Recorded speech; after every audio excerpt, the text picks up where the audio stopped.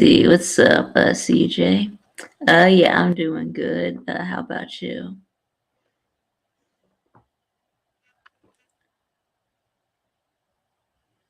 Hey, what's up, Matt?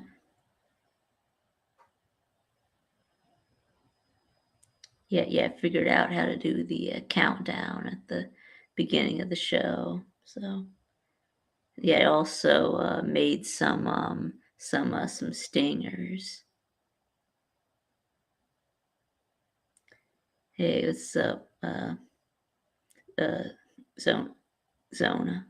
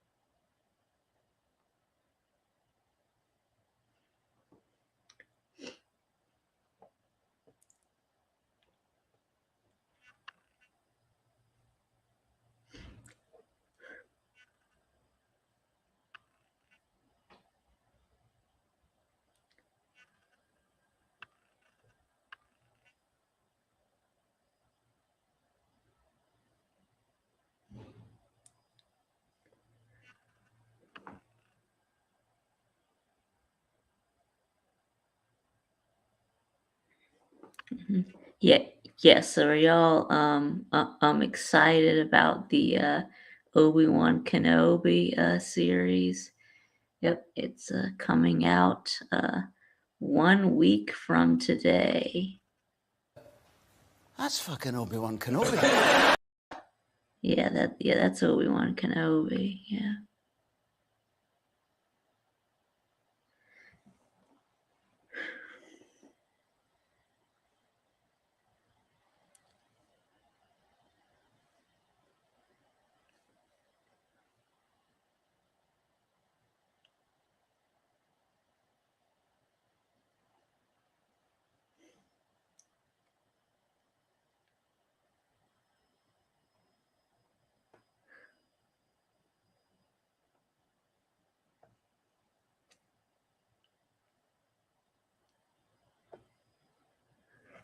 You have no idea. It's Star Wars. Yeah. Oh no, it's Star Wars. Yeah. The Obi-Wan Kenobi series on Di- Disney Plus. Yeah. Hey Ballard.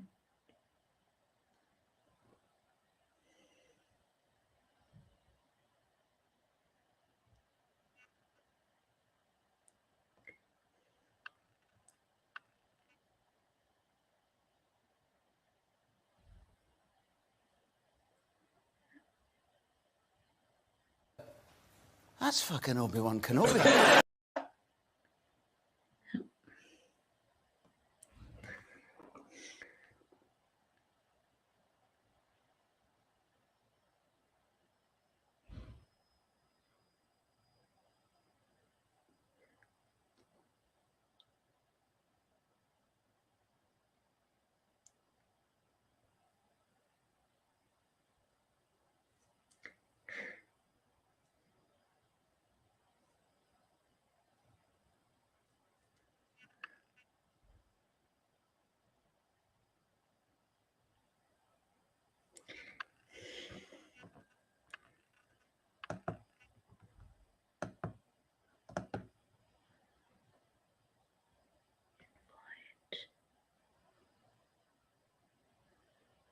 That's right. It's episode 69.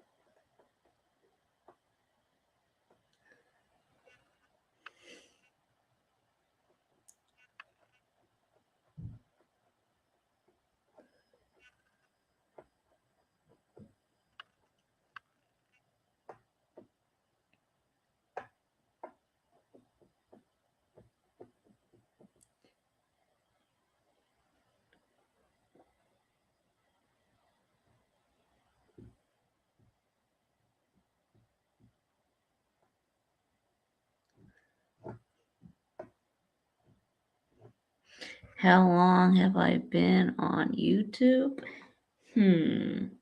Well, I'll have to take a look into that. I think it's been almost 2 years. Let's see here.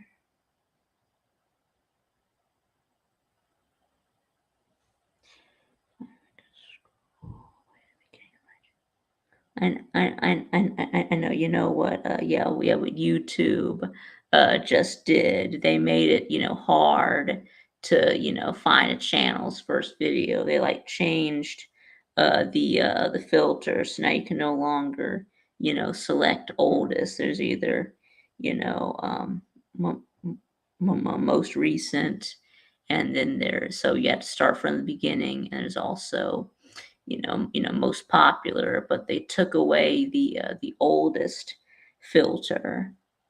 It's really annoying. See, my first video was June 28th, 2020.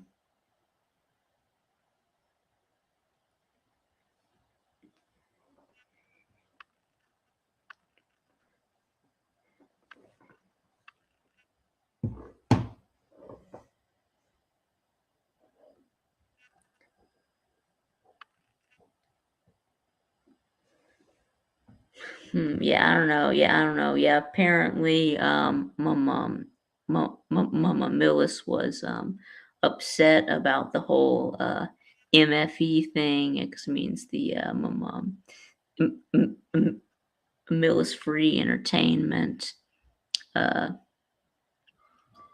uh,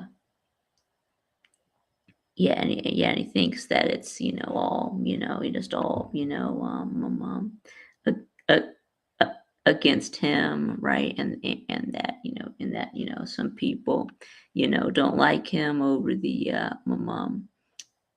MFE thing, which I mean, really, I didn't think that it was that big of a deal, so yeah, so I guess we just need to stop with all the with all the with all the MFE stuff. I think we really need to just cease and desist. Uh, so now if MFE my mom comes in here, yeah. So if like MFE or free candy, my mom comes in here, just go ahead and block them. That's right. Crimson Brave is a punk. That's right.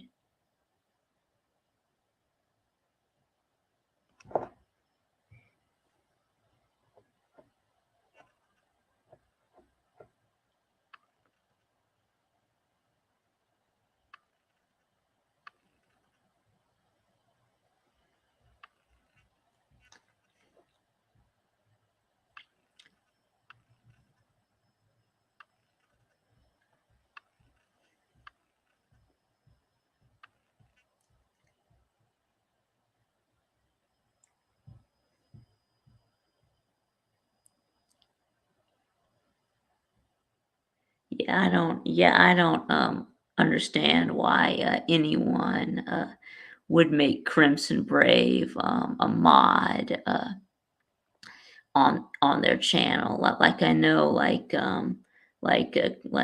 he's a mod on BBD's channel, and he's a mod on TK's channel.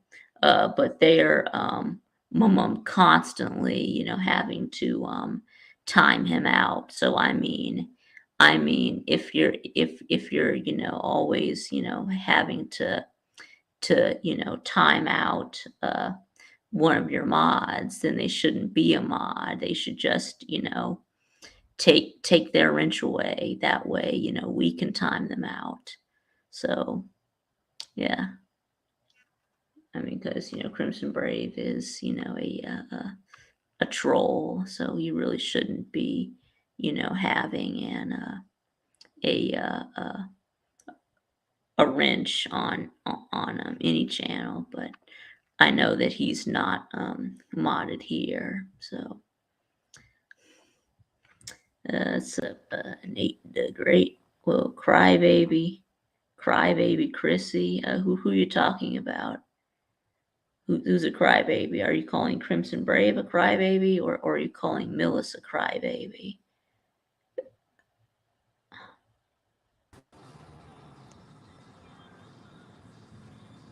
Yeah, I know. Yeah, I know it's not you, Jeff. Oh yes, I remember that. You made that account that was called like Christopher McDipshit. Oh yeah, I remember that. Yeah.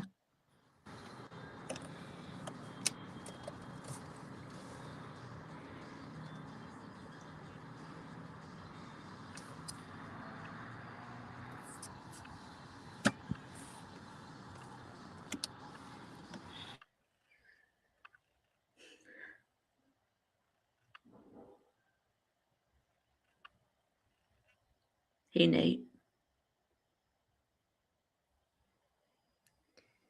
Nate, you there? Are you there, Nate? Hello? Oh,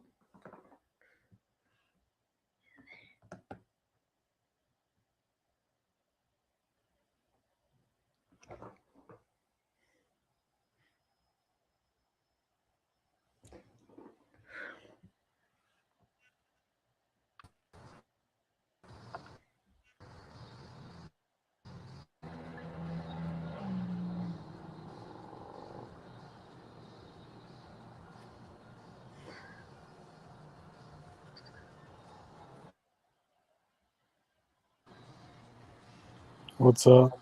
what's up, Nate? Yeah. So are you? So are you on on the road?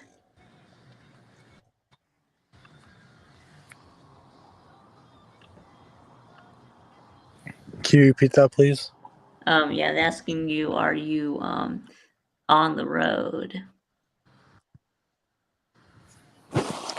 No, not right now. I'm in the car right now, waiting for my mom to get back from Hobby Lobby. Oh, okay. Okay. Oh, I'm Hobby tired. Lobby. Okay. Yeah. Yeah. Are What's you up, there, R2 Jeff? What's Viktube, up, the Jeff? chairman? You, Jeff? R2 Viktube, the chairman, is in charge of the board meeting now. And I just want to go on the record and say I agree with Rick Sanchez. I love free candy too. Free candy's good. Free ice cream is good. Free Yeah. pizza. Yeah. Yeah. Yeah. Free babes walking around in tiny bikinis. That's good. Free is a good thing. Hmm. Yeah. When was the last time you saw that, Jeff? So what? Saw women in tiny bikinis. Well, maybe 2 or 3 summers ago, because nobody went anywhere last year, because the last 2 years because of COVID. Okay. You know, COVID closed all the water parks, closed all. And of course, I live in Iowa. It's not like we've got like beaches galore here. I mean, we do have lakes, and people go to, there are beaches at the lakes and stuff like, but it's not like, it's not like, on the coast or something. Mostly if you do water recreation around here, you go to one of the water parks. And do y'all have a water park? Yeah, there's two, well, there's 2 of them in the Des Moines metro area. There's an enormous one in Iowa City that's just, I mean, it's like a small city. It's so big. It's got so much different stuff going on. Now, when they first built them, like 10, 15 years ago, me and a couple of buddies went one time. Now I'm too big and fat and ugly, and I would just scare people if I went. So, like, in the name, in the name of humanity, I don't go. Yeah. Yeah. You know, Yeah, I know. because I'm like, Well, I would enjoy myself there, and I would have a good time. Mm-hmm. You know, my appearance would probably frighten a lot of people and make others ill, and so yeah, you know, Why it's a is net, that? Why it's is a that? net, it's Because a net, you're it's a because that net because gain for the yeah. community if I am not seen in a pair of shorts with Yes, my that shirt off. yes, that because you're fat and hairy. No, it's because I'm a fat, disgusting slob. I'm not necessarily hairy. Okay, but you're not hairy though. Okay. No, I'm not one of those guys that's got hair down my back and all over my. I don't look like a gorilla. Okay. And I don't. This is one of those things. People say you'll hear people say this, and they'll say you shouldn't go to the beach or you shouldn't go to the pool or something like that if you're overweight. And they're talking about these big heavy women or these big guys with their belly hanging out or whatever. Yeah. And my response to that is, why not? Just if you don't like what they look like, don't look at them. Yeah, Uh, I know. Yeah, no, what I that's mean? that's called But why body why why shaming. why shouldn't they have the right to go and enjoy you know what I mean? They got every Yeah, right to be there. I mean, right. I agree. I prefer to not look at overweight people on the beach. I myself am an overweight person, but I would never walk up to somebody and say, hey, "You shouldn't be here." You know, why not let them be there? Yeah. You know, Melville is here. Yeah, hey Melville. You're trying to stay connected, but connection is crap. I might have to go. Okay, well, that's okay.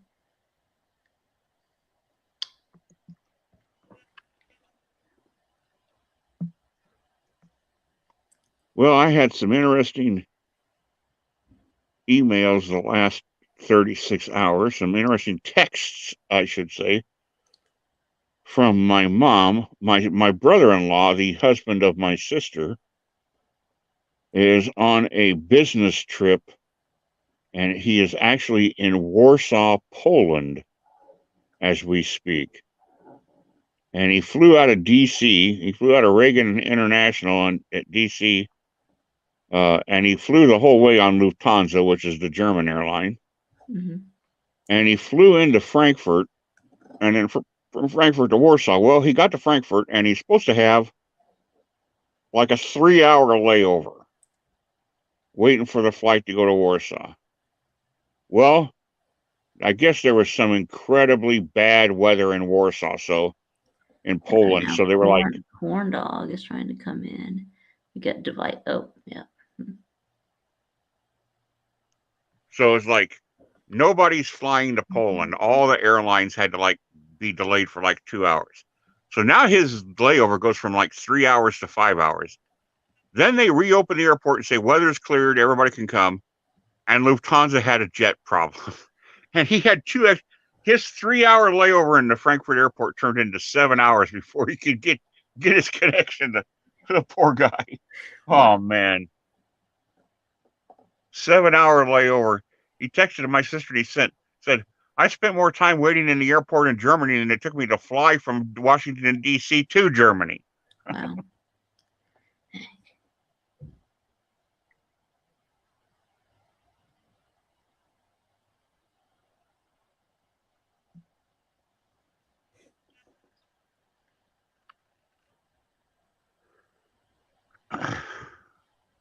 Hey Vic, did you know that the University of Georgia was the college football national champions last year? Mm-hmm. Yeah. Did you know that Clemson and Ohio State and Michigan and USC and Oklahoma, Mm-hmm. Texas have all have made quite a few off-season moves? Mm-hmm. Yeah. And Miami hiring a new coach. Mm-hmm. Who's everybody talking about today? Well, right now they're talking about the drama between Nick Saban and Jimbo Fisher. Alabama. That's what we're talking about right now. We're talking about all the things that Jimbo Fisher said said about Saban after Saban, of course, said that so they bought every player in that recruiting class, and Well, they did. you saw on the where Jimbo called him like Right. a narcissist, right? Yeah, he said that that he was just mad because he didn't get the #1 recruiting class, and Right. He said, "You're just mad because I put together my rich boosters quicker than you did. So yeah. when we both went out to buy players, I bought better than you. That's all." Mhm. Yep. Yeah. So now, yeah, and then Jimbo said that they were done. Yeah, he said that he tried to call me, but no, I wasn't gonna answer. W- we're done. Yeah. October 8th, Bryant Denny Stadium. Yep. That's going to be juicy. Yep. That is going to be juicy. Not only will Bama want to avenge last year, but now you got all this extra shit going on. Mm-hmm. Yep. And then what's the thing that he said about my mom about Nick Saban being God? You got to know, how did God become God? We make him out to be the czar of college football. And he said you can dig into his past and you can find out, some stuff, like Well, saying that, he's got, dirt yeah. on Saban. Yeah, The saying he has problem, skeletons in his closet. the problem with the people who say that is once Saban started winning at Alabama, there hasn't been anybody who's been under the microscope more than Alabama. That's right. They've been observed very, very carefully. They've Mm-hmm. twice tried to change the game to stop Saban. First by changing from BCS to the playoff, Okay. then by changing the offensive rules, now by changing to NIL and the transfer. They're changing the game in a deliberate move to stop Nick Saban's Right. dominance. So you think it's all about. So you think it's all about Alabama. So you think it's always been about Alabama. These rule changes have always been about Alabama. Well, definitely the move from the BCS to the playoff was How? an Alabama / anti SEC thing Okay. because What? they were tired of seeing that was everybody else saying Alabama and the other SEC Yeah. schools were tired of seeing them. Yeah, it was Right. probably more about the SEC than just Yeah. Alabama, but yeah, But then because the SEC was dominating the right, national because you championship had from like 2006 to like 2012, right? Right, the SEC won like 7 straight national right, championships. So yeah, right, because you had Florida, LSU, Florida, Bama, that other school, and then Auburn, Bama, and then Bama. Bama, Right. Bama. That's right. And then Auburn. My mom shit the bed. Yeah, when they lost to Florida State. So Right. Jeff, they were talking about a playoff system 10 years before Nick Saban got to Alabama. that's right, Shut up. Jeff. That's right, Jeff. It's not always about Bama, Right. Jeff. But then I agree. They were actually talking about a playoff system in the early 90s, but nobody could figure out how to put it in place. But the TV money wasn't, while it was great, it wasn't obscene like it is now. And if they were coming up with all these rule changes to stop a coach, why didn't they come up with all these rule changes to stop the greatest coach of all time, Tom Osborne? Yeah. Because you are an ignorant piece of shit if you think Tom Osborne is the greatest coach of all time, and that's the end of this You discussion. kiss the fattest part of my ass, you I'm not even sorry going to. You're motherfucker, so you. fucking ignorant to say that I'm not even going to discuss it with you. Was Tom I'm not even going Osborne to. the I'm not even going to discuss it with you because that's not even worth being discussed. Okay, was Tom Osborne, was he a Miami coach or No, he was at Nebraska. Nebraska? Okay, I thought that Yeah. maybe he'd be a Miami coach, but I guess Slim's a Miami fan, so he'd be calling a Miami coach the greatest. But So how many titles did Tom Osborne win? 2.5. Okay. Okay, and then Nick Saban has won 7, and Bear Bryant has won 6. So Yeah. that's right, and yeah, that's right. Yeah, and Urban Meyer has won 3. So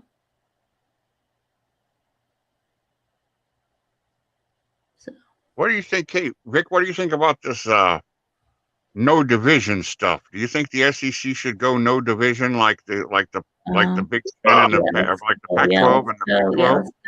let's go no divisions. Yeah, let's do the whole pods thing. Yeah.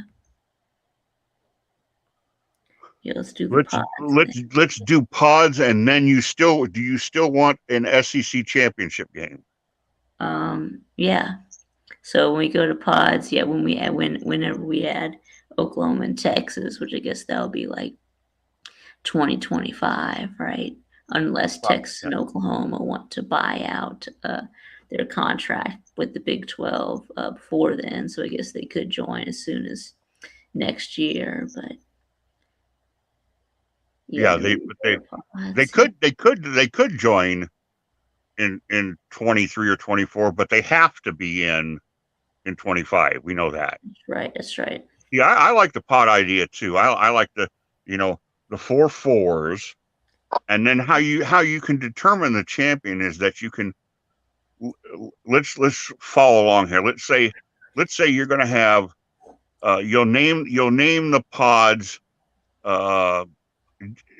be something stupid. Name them A, B, C, and D. Okay, and A is and it could be anything. We're just going to throw this out there. This is just an example.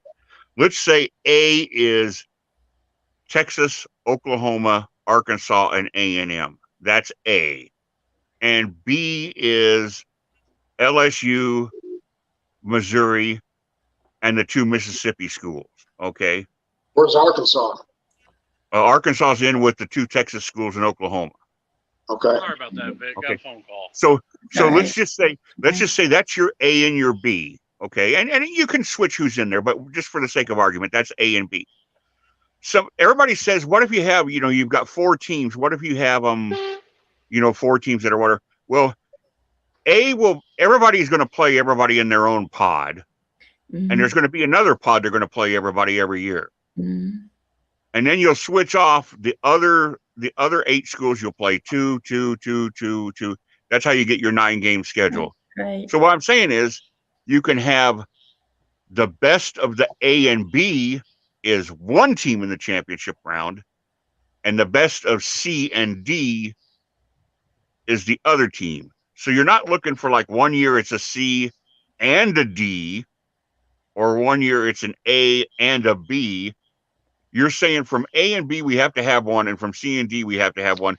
It still kind of gives you a division. It's still kind of like division. But less so because everybody's playing everybody else far more often with the pod system than we're playing right now. Because, look, when's the next time Georgia going to play Alabama in the regular season? I think it's and like 2027, I think. Yeah, 27 in the current system, and that's ridiculous. Yes, it is ridiculous. Yeah. If you go to pods, and Slim and whoever else is in here can help me here. They've got to probably figure it out better than I do. If you go to pods, you're playing the 3 guys that you're with, mm-hmm. and then the 4 that your pod is associated with.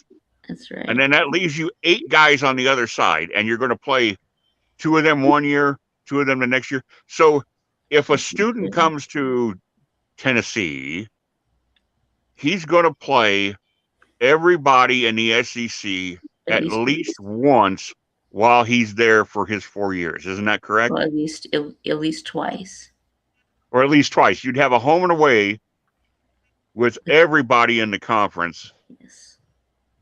Some of them would be home and aways every year, but sure. You'll at least get a home and away with everybody. That's right. It's quicker that way. You don't have Florida waiting forever to play Arkansas. You don't have South Carolina never playing Mississippi State. You know what I mean? It's I know. I like that idea, but I agree. and I think probably the rest of the people would agree that the SEC shouldn't do anything to their schedules until Oklahoma and Texas are in, because if they do something, then they might have to do something again. They might have to make another change. That's right. I think we should wait until it's 16. You can have you can have 4 in each. Right now, you can't divide 14 by 4. So I'm surprised these conferences aren't all trying to get to 16 teams. Yeah, well, I know that the SEC is and the ACC is. But just because of scheduling, it just makes more, you can argue that they don't deserve to be in this league or they don't deserve or whatever. But I think 14 is a weird number to have. You're almost better off being at 12 than you are at 14. Yeah, the SEC used to be at 12. Right. Because then you could just have 3 pods and then everybody plays everybody even more often. Right, and then the Big 10 used to actually be 10 teams, and the Big 12 used to actually be 12 teams. But yeah, because if you break up the Big 10, I don't know how much geography matters in this. If I was slim in the ACC, you got to think Miami and Florida State want to be together. Atlantic Coast Conference, yeah. And then probably toss in Georgia Tech and then somebody else. But you got to, I don't know that geography doesn't matter in today's. I mean, look at West Virginia. My God, West Virginia's in the Big 12, and who's their closest road game? Iowa State. Right. Well, there's only. I think if you break down into pods, how could you do an ACC pod and not have Florida State and Georgia Tech and Miami? I mean, you would think that's got to be at least 3 in a pod. Yeah. Yeah. And then you could argue who number 4 is. I mean, that's why I think if you do probably want to do it geography, because that's your fan base is thus traveling. It's better for your fan base. Yeah. That's why I think if you do the SEC, A&M won't like this, but you'll have to put A&M and Texas and Oklahoma together, and then you can argue about Arkansas or Missouri. I would say Arkansas because I'm an old fart, and that takes you back to the old rivalries of the old Southwest Conference and the old Big 8. Southwest and the Big 8. Right? Say that it's the old Southwest Conference. Right. Where we used to be Southwest Conference used to be all the Texas schools. Yeah. And then it just makes sense. Look at a map. It makes sense that you're going to put LSU with the 2 Mississippi teams, and then they can have whoever's left over between Missouri and Arkansas. And you're not going to split up Florida and Georgia. They're going together. And you're not going to split up Alabama and Auburn. They're going together. And Tennessee and Vanderbilt will be a package. So you put Tennessee and Vanderbilt with Auburn and Bama, and you put Kentucky and South Carolina with Georgia and Florida.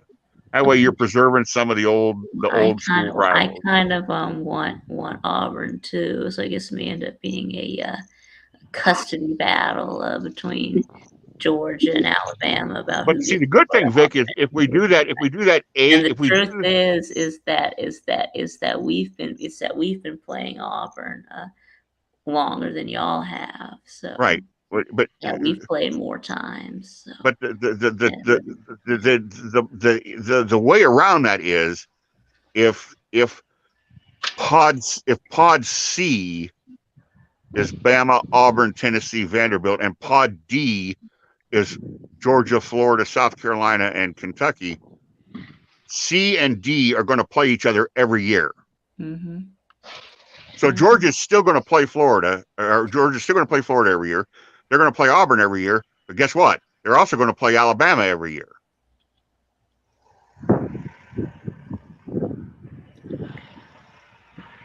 So Alabama fans, I can hear the Bama fans going, "Oh my God, that means LSU is out of the. You're knocking LSU out when you do that." Well, I mean, somebody's going to have to give on something. Not everybody is going to get their way. That's right. And so LSU becomes an every third year game, but in exchange for LSU, if you're a Bama fan, you lose that LSU game, but guess what? You gain Georgia. Yeah. Yeah. So what is the difference between a pod and a pod and a division? Is I it just guess the explain or pods are just for scheduling purposes. Yeah. You have 3 teams that you play every year. so why not call them divisions? Yeah, well, the other teams. Well, I don't know. I guess you could, but See, Wow. real TV says kick Vandy and Missouri out. Well, no. the I mean, number one problem with that is there's no legal way in the SEC bylaws to do that. nope. The SEC has no way of kicking somebody out. The I other think they the would other have to 13 leave. the other You 13 can't schools kick could unite and say we don't want Vandy here, and that's too bad. It's right. No, I think you can't kick Vandy out. Vandy has to leave. Yeah. Yeah, and then that would just screw things up. If Vandy and Missouri left, and Oklahoma and Texas came we're in, not. Yeah, we're you'd not still be at 14. We're not gonna kick anyone out. I mean, ACC. Let's think about the ACC. I think you got Florida State, Miami, and Georgia Tech in one of those pods, but I wouldn't put Clemson in with them. I would put Wake Forest in with them because I like the idea of having Clemson in with the two North Carolina schools, North Carolina and North Carolina State, and then somebody else. Because you think if you're going to put the pods together in the SEC or in the ACC, you're going to keep the 2 Virginia schools and Pitt probably together, or you would think so. Because I'm just thinking I'm an athletic director, and I want to create the best matchups for my team with the least obviously you're going to play somebody on a rotating home and away, but my every year the 7 schools I see all the time, I want those to be the least travel as possible for my fan base. I want, if I'm the U, I don't want Virginia Tech in my pod. If I can have Georgia Tech in my pod, my fans don't have to travel that far then. Yeah. Yes. Anyway, so I guess you have to put all the North Carolina teams in the same pod, right? Well, I'm just thinking. I mean, because look at the North Big Carolina, North Carolina, NC State, Wake Forest, and Duke. Yeah. Look at the Big Ten. And if you did it in the Big Ten, you're not going to take the 3 schools west of the Mississippi. You're not going to take Nebraska, Iowa, and Minnesota and separate them. And Wisconsin is like a half an hour from the Mississippi. So it's going to be Wisconsin, Minnesota, Iowa, and Nebraska. I mean, that just completely makes sense. You're going to put Illinois and Northwestern together, and they'll probably go together with Purdue and Indiana. Yeah. Then you've got the 2 Michigans and Ohio State sitting out there with Penn State and Rutgers and Maryland. They got the power pod.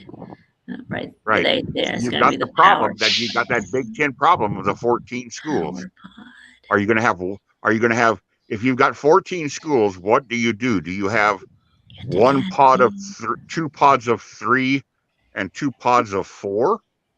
Yeah, I think that's what you do, Adam at school, right? You might have like, 4 teams of 3, and you might have 1 team of 4. Yeah. Yeah.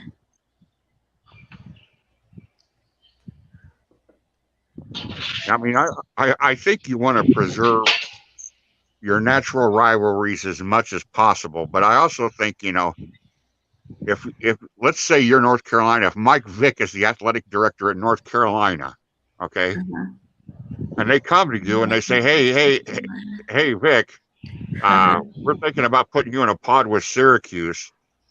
Wouldn't you rather be in a pod with Wake Forest or somebody closer? I'd rather be in a pod with NC State, Wake University, Duke. Yeah.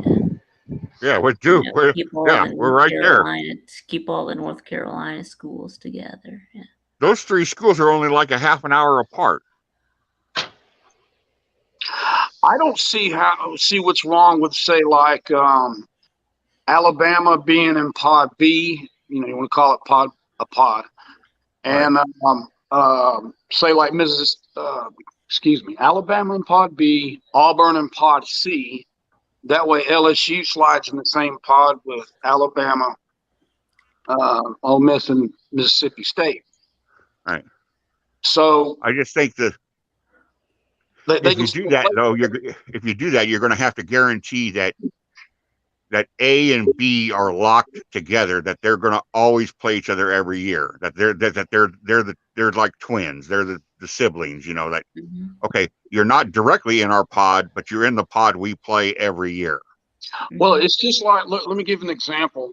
Texas and OU, I think at one point that they were in different conferences, and but they still played each other in the Cotton Bowl. It was just a tradition. Right. So I don't see why Auburn and Alabama can't be in different divisions or pods and still have it mandated to where they still have to play. I would agree with that, because you're not gonna whatever you do, pod placement or whatever, you're not gonna suddenly not have that game played. Like you're not gonna suddenly have Florida and Georgia not play each other. Whatever happens, they're gonna make sure Florida and Georgia plays each other every year. Right. That's the way I think it should go. But it's if you're talking about keeping the fan base within reach, that would probably be the best situation that I could see. And that I would imagine that would be up to St. Key and I guess what do you call it, the board of directors of the SEC. That would be up to them. So who am I missing from the ACC here? Syracuse and BC are ACC, right? So they're the extreme northern schools, right? Syracuse and Boston College, is that right, Slim? Let's see, ACC.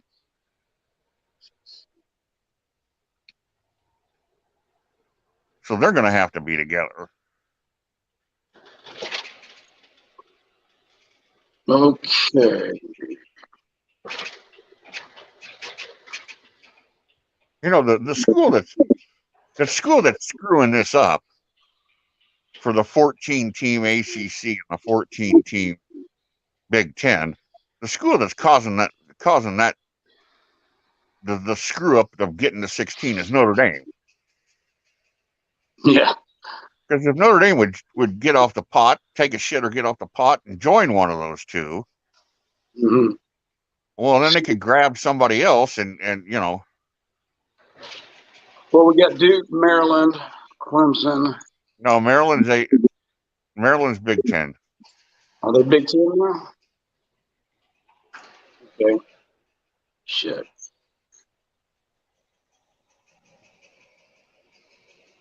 Ugh.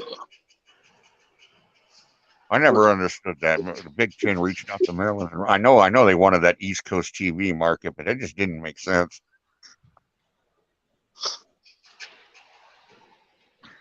Okay. Let's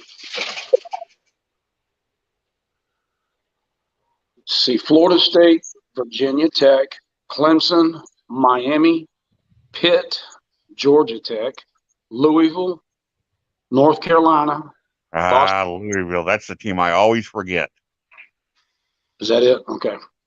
Yeah, I'm always forgetting Louisville. And this is a crazy way of doing it because you're not thinking about history. You're not thinking about academics. You're just looking at a map. The thing to do is to get Maryland and Rutgers out of the Big Ten and put them in the ACC to get them to 16, and then take West Virginia and Pitt and put them in the Big Ten, or put put Pitt and Notre Dame in the Big Ten, but I mean, it's not going to happen. I'm just saying, you can look at a map and go, well, why don't we do this? Why don't we do that? But then it's not so easy. I mean, if it was that easy, they would have done it already. Yeah. Notre Dame's kind of a pain in the ass, as we all know. I mean, they don't want to subject themselves to to confinement to I don't know why, but Notre Dame, yeah, they're. Well, you've got Notre Dame pretty much playing an ACC schedule for just about every sport except for hockey, in which they play a Big Ten schedule for hockey. I've never understood why Notre Dame wasn't Big Ten. I mean, you look at a map. If you go to Google Maps and you start putting thumbprint, you start putting thumbtacks in the map where the Big Ten campuses are. And culturally, the Big Ten is a bunch of Catholic areas. It's the types of schools they are. I mean, culturally, everything says Big Ten for Notre Dame, not ACC. But for some reason, the powers that be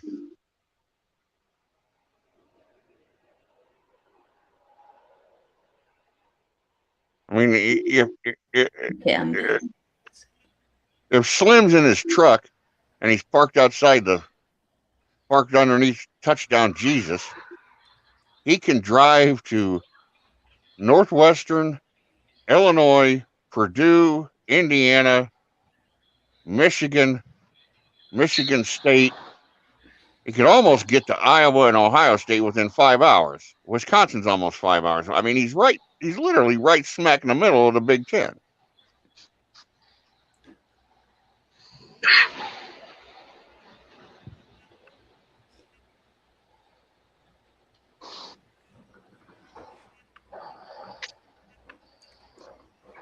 That is the one thing the SEC doesn't have to worry about at the moment. At the moment, they know what's going on. They know they got these two schools coming in. That's big, bro. What up, Big? J-Dub? Slim Shady? Tiger Bass can help us out. We're talking pod mania here. We're doing this all day. I don't know what he said. I didn't say it again, J-Dub. We're talking pod mania here. We're putting pods together for the ACC. We've got Miami. We've got Miami, Georgia Tech, and Florida State in a pod. Who goes with them? Wait, okay. Say that again. Okay, I got you now. You said pod mania. If Miami goes in one pod, who goes with them? Right. We already have Georgia Tech and Florida State. Four pods of four. Yeah. Yeah. Miami. So we're going to include Put Virginia. Put Virginia in that pod, dude, because we're thinking about. We're taking the three North Carolina schools, which are North Carolina State, and Duke. You could put Clemson with them, and then Wake Forest with the Florida State pod, the Florida State Miami pod. There's 4 schools in North Carolina, and Wake Forest is one of them. Okay, so what size pods? So can we assume that that the ACC adds Notre Dame and West Virginia and goes to 16 for this scenario, or in order for them to get 16, right? Well, if they do add West Virginia and Notre Dame, well, then you could just take West Virginia and Notre Dame and pair them up with Pitt and Louisville and solve that problem real easy. I could see Pitt and Louis. Well, and what I'm trying to look at, too, I know we want good teams, but I also want a little bit of rivalry. That 3 or 4 North Carolina teams in that one pot, that's going to be a hell of a one. That would be fun. Right. Because then that keeps the 2 Virginia schools together. Yeah. What do you think, Slim? I know you're a Miami fan. What do you think? Yeah, who should Miami be in a pod with? Yeah. I'm far more interested in hearing more from Jeff about what a piece of shit I am for thinking his butt buddy isn't the greatest coach ever. Okay. Yeah, you wanted to run your fucking mouth, Jeff. Come on, run your fucking mouth. Okay, guys. I'm in a grocery store. I'm gonna. Fucking Sorry, fat guys. I'm sack on the of phone shit. right here. Ma'am. I'm so sorry. All right, guys. I'm gonna let you guys go. Yeah, I'm gonna watch though. Good luck. If you will fucking get him, bro. Okay, bye.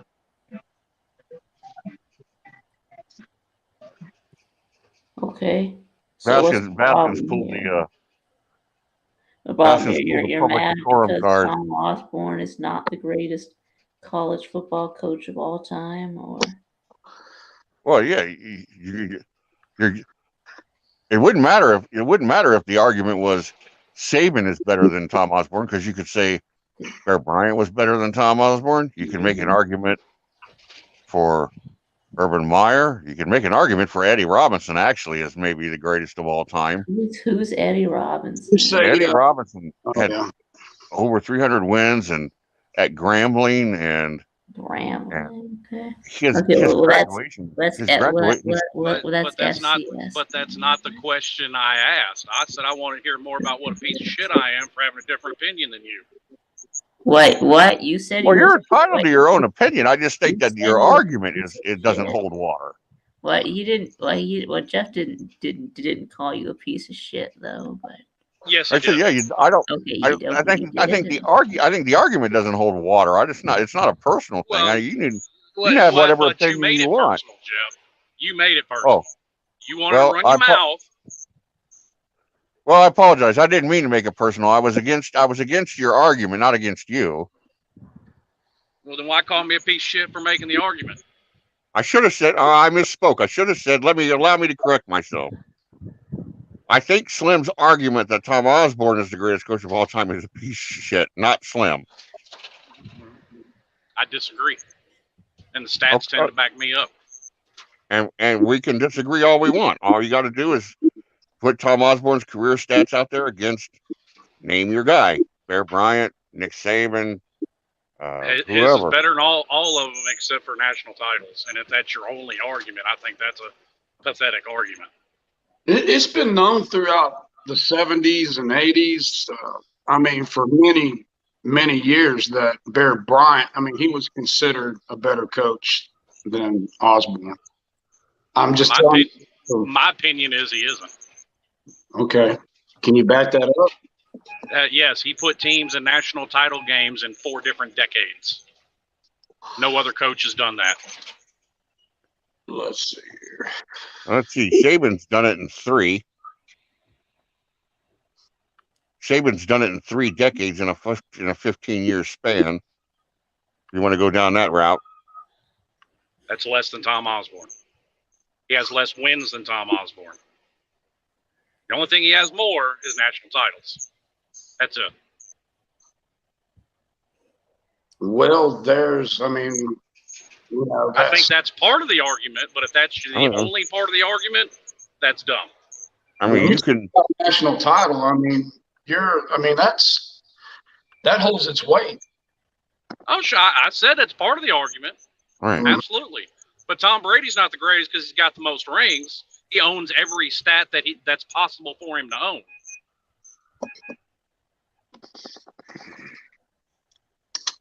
And Tom Brady has was it the Orange Bowl? He has a bowl win over Alabama too, in overtime. 97 Orange Bowl. Yeah, he won it in overtime because Bama's kicker boinked to PAT. Yeah. Or no, it wasn't 97. Maybe it was 98. Something like that. Now, anyway, back to the pods you were talking about. I actually would stick Virginia Tech in ours just because a lot of people consider that a rivalry. Because, Miami and Virginia Tech have played each other every year for almost 30 years. Okay, but if you do that, then where are you going to put Clemson? Who's Clemson's other 3 then? If you do that, going with your geography argument, Clemson would be the next closest one to be in there with Miami, Florida State, and Georgia Tech. Right, but I just don't think you really want to make one pod that heavy. Right, that's why I don't want to. That's not fair to any of those schools. I don't want to do that. Now, I don't think you necessarily have to have Miami and Florida State in the same pod because, much like the the Alabama-Auburn argument, I mean, you can still make it where they play each other every year, even Right. if they're not in the same pod. You just say like, because I think these conferences go to these pods. I think like we did with the ABCD argument. I think there has to be somewhere along the line. You're going to say, obviously, you play your pod every year, but one of the other pods, you also play them every year. Hmm. That's Well, how you preserve. That's how you preserve your rivalries. You don't necessarily have to put Florida State and Miami together. That's basically still divisions, though. It is basically. I don't think you necessarily have to have divisions. Right. You can do like the Big 12 does, right? And not necessarily have a round robin where everybody Big plays 12 everybody. Has 10 teams, so I understand that. But what I'm saying is, you can take the teams with the two best records and put them in the conference championship. Not necessarily everybody play everybody and then the two best, like the Big 10 or Big 12 does. Yeah. And as far as travel goes, if you're a team, you're a fan, and your team is playing at Miami, last time I checked, there are interstates that go to Miami, and there's a big fucking airport there, and Miami is like not a difficult place to get to. Mm-hmm. It's not. Go to Travelocity and try to plot your airplane ticket to State College, Pennsylvania, and you want to try to go to a Penn State game, which is up in the fucking Alleghenies, out in the middle of nowhere. You have to rent a car. Yeah. Right. Try to schedule Ames. You're not flying in Ames. You're flying into Des Moines, and you're renting a car. Philadelphia or Pittsburgh, and rent a car. Yeah.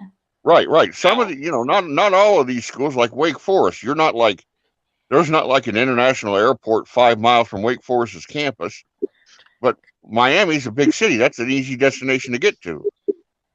Now, if you're making the argument that Notre Dame joins the ACC, well, I absolutely want Notre Dame on our schedule every year. I mean, really, regardless of what conference they end up in, I want Notre Dame on the schedule every year.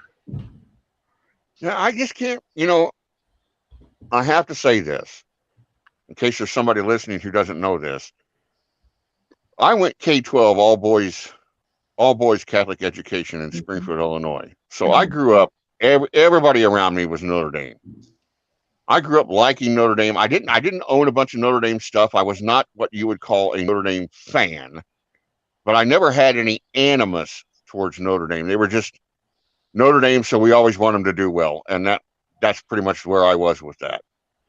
But that said, Notre Dame really cheesed me off and fell down my rung in 92 when they didn't join the Big Ten, because I thought 20 years ago to today, or was it was either 92 or 94.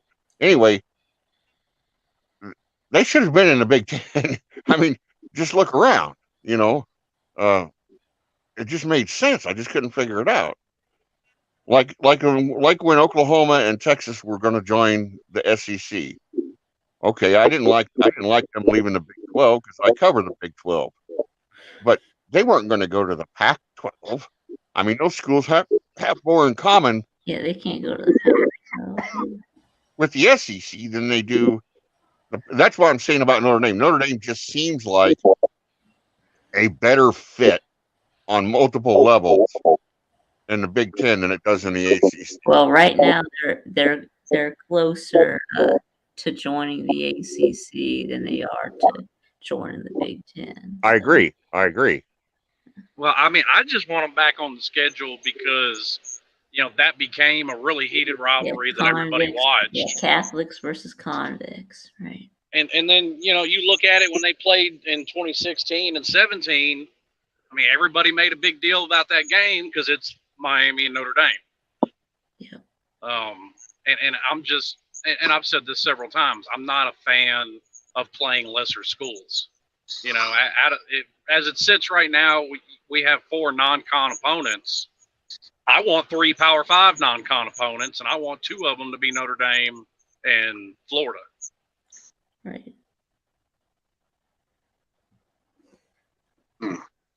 I think if all this pod stuff happens, I think your odds of seeing schools play a more relevant or a tougher game out of their conference is increased if the playoffs go to 8. Because then the odds that a really good 2-loss team, there's a chance a really good 2-loss team makes the playoffs, whereas right now, no 2-loss team is going to make the Final Four. Yeah. Thanks for subscribing, Paxton. Yeah. I really appreciate it. And I think we're starting to see that now. You've got Georgia playing Oregon. You've got they've got their back-to-back with Texas. But after that, they go home and away with Wisconsin, home and away with Ohio State, home and away with Florida State. So, I mean, you are starting to see teams pick up the name schools, which I like. I mean, I want to see that. I don't want to see Alabama play Mercer. I'd rather see them play Ohio Alabama's State. always kind of had the name school. The argument people had against them is it was always neutral site. Yeah, it was always that. Well, they got rid of that. Thank God they got rid of that first game of the season neutral site thing. I would rather have them play a Texas in week 2 or a Wisconsin in week 2 than play a Louisville and Atlanta in the Turtle Wax season opener or whatever. I like this Georgia playing Oregon and Oregon playing Ohio State, and let's see more of that. Who doesn't like that? Yeah, because beyond our home and home with let's see Miami play Notre Dame again. Let's see Clemson play Penn State. Let's see LSU Michigan. Our home and home with A&M. We got home and home with Florida up after that, and home with Auburn up after that. I mean, because you got a situation where Florida hasn't played a regular season non-conference game west of the Mississippi River since 1980. It's either 83 or 88. I saw it somewhere and I looked it up and I can't remember which one it was, but it's going on 35 or more years since Florida has gone west of the Mississippi for a regular season non-conference game. Non-conference road game. Yeah. Right. Yeah. And it's the early 90s. It's the early 90s since they've gone anywhere out of the state of Florida for a regular season non-conference road game. Yeah. Well, and I get your point to that a little bit. Now I'll say this: if I think a lot less would be said about it if 2 of their non-con games were still Florida State and Miami every year, because people understand the in-state rivalry thing. Right. So I think a lot less would be made about it. But the fact that the only one that they still have left on the schedule is Florida State makes it look worse.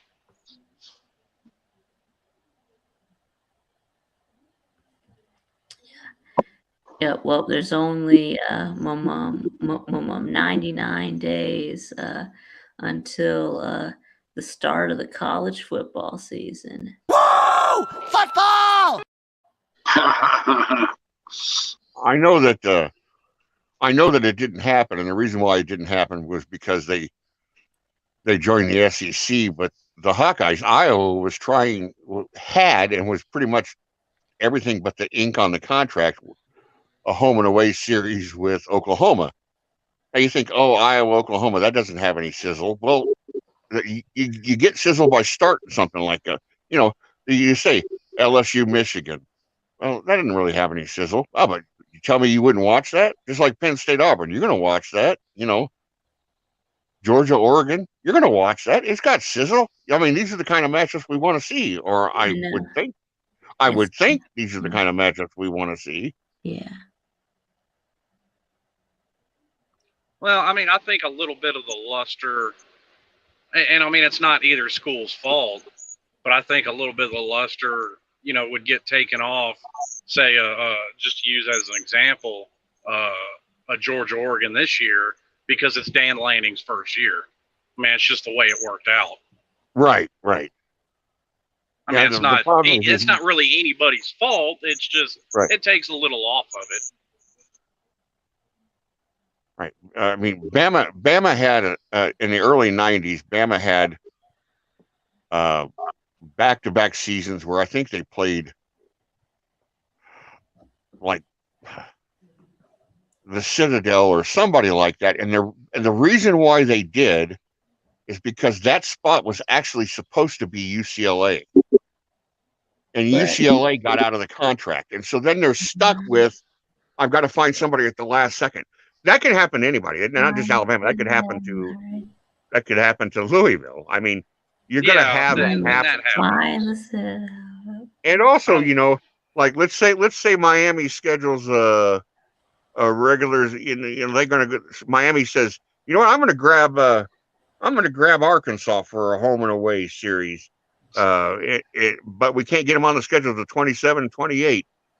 Who knows is Miami going to be good in 27, 28? Is Arkansas going to be good in 27? I mean, when you're scheduling that far out, it's hard to say.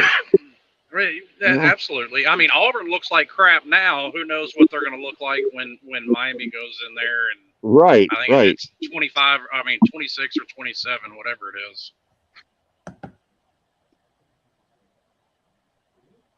Uncle Lou went to Travelocity and searched trip to Ames, Iowa, and the only result was a laughing emoji. I'm surprised they even gave you a laughing emoji. I thought they would give you like one of those do not enter signs.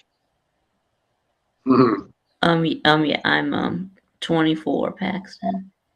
Yeah, hey, what's up, GF?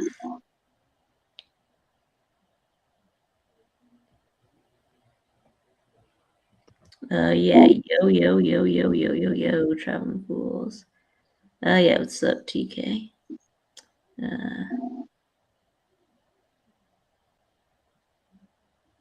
Yeah, Bonnie's Brewers. Yeah, I don't think I've ever seen you in here. Yeah, so welcome, to my channel. Yeah, I don't think I've ever seen you. Yeah, or Paxton. Yeah, so welcome. Yeah.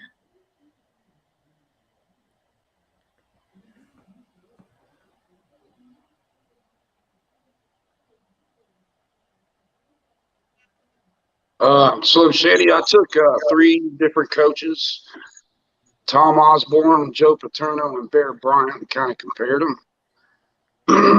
Tom Osborne pretty much waxes both of them with win-loss percentage. It looks like Joe Paterno has the most wins with 409. But he was also around 20 years longer than either one of them. Well, actually a lot longer than that when it comes to Bear Bryant. I mean, he was what, 135 when he finally got run out of Penn State? He was old. He was definitely old, yeah. And I mean, it's pretty good. I mean, part of the reason, like, Saban's never going to catch up with, you know, win totals and stuff like that, you know, guys like Osborne, Paterno, Bowden, they never left and went to the NFL. They stayed in college their entire careers. Yeah. Yeah. And yeah, Frank Beamer at how long was he at Virginia Tech? Quite a while. I think Bud Foster was there the entire time he was too. Yeah, Bill Snyder at Kansas State. And we got talking about this one time too. The same thing with Howard Schnellenberger. That's why he doesn't hit the threshold to make the College Football Hall of Fame as a coach, as far as wins. And I think his impact that he had between Miami and Louisville more than deserves it. Yeah, he should be. He should be in the Hall. I would vote for him. I mean, you got some schools that just don't. You know, the Pittsburgh Steelers have had what, 3 head coaches since like 1970. Something like that. Some teams just don't change very often. Yeah, they've had Knoll, Cower, and what's his name now? Iowa has had Hayden Fry and Kirk Ferentz since 1977 or 79. I mean, it's going on 50 years. They've had 2 head coaches. Yeah.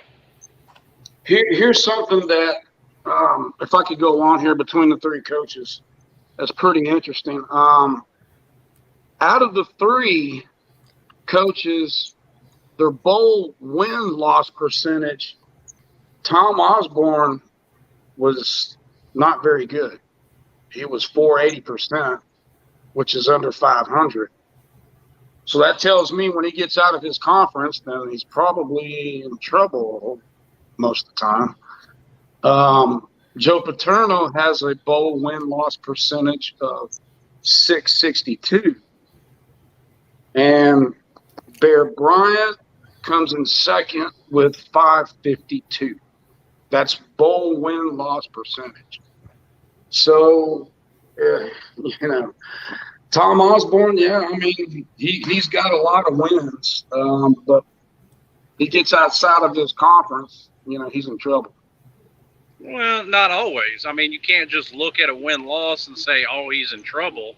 He very well would have won the Orange Bowl in '83 if he simply took the tie. Yeah. But it would have been national champion that year. But went for the win instead of the tie and cost himself the game and the national title. And, I mean, I can respect a coach that's going to go for the win. So, I mean, you can't just sit there and look at win-loss and say, it's not good. Well, you have to look at what happened in the game. Sure. I remember, this is not going to surprise anybody in here, but I was actually watching that game. Mm-hmm. While I was watching it, I thought that was the right decision to go for it. Go for it. Was you playing for Nebraska that year? You're playing to win the game. Go for the win. I completely agree with his decision.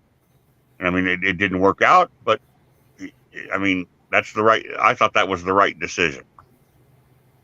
Who was Nebraska playing in that game? Miami. Okay. That was Miami's first. That Tom Osborne making that decision handed Miami their first national title. Under Schellenberger or Jimmy Johnson? Schnellenberger. And Mike Rose was a running back then, right? I think so. I'd have to look that one up. I think so. Rozier? Yeah. Yeah, I believe so. But Nebraska, just like Oklahoma, they got a lot of their players from Texas. I mean, Texas was just a pipeline to Nebraska back in them days. It was those are good old days right there. Nebraska was feeding off a lot of getting a lot of their linemen too from Wisconsin, Illinois, Minnesota, the schools that are providing the Michigans and the Wisconsins and the Ohio State with linemen. Mm-hmm. They were poached by Nebraska at that time. Yeah. Well, you had to be a hell of a salesman to convince all those people for all those years to come to Lincoln, Nebraska. Yeah. Well, I mean, it's just like, how does North Dakota State get kids to come play football in North Dakota? So, I mean, I've been to North Dakota State's campus. It's that's a good question, but you when you walk in and you see all those trophies, Yeah. Yeah.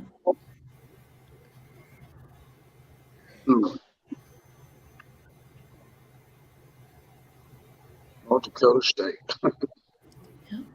And see, when also too, you were bringing up Bear Bryant. When I think of Bear Bryant, it isn't necessarily his time at Alabama, because he won a bunch of national titles, and that's the first thing most people think of. But I saw this movie years ago. I cannot think of the name of it now, but it was about what Bear Bryant did when he was at Texas A&M, and that's what my mind goes to. Junction Boys. Yeah, that's it. Yeah. Mm-hmm. That's what my mind goes to when I think of Bear Bryant. And I mean, he did an incredible job at Texas A&M. He beat the hell out of those boys, but yeah.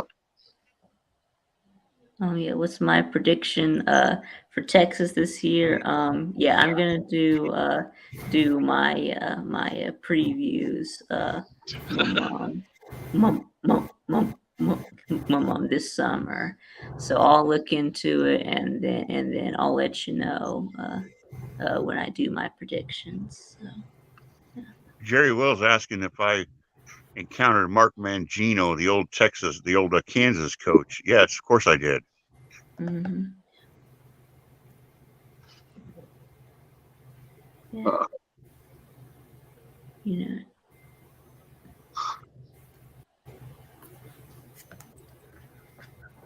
Well. All right. Can everybody hear me? Yeah. Okay.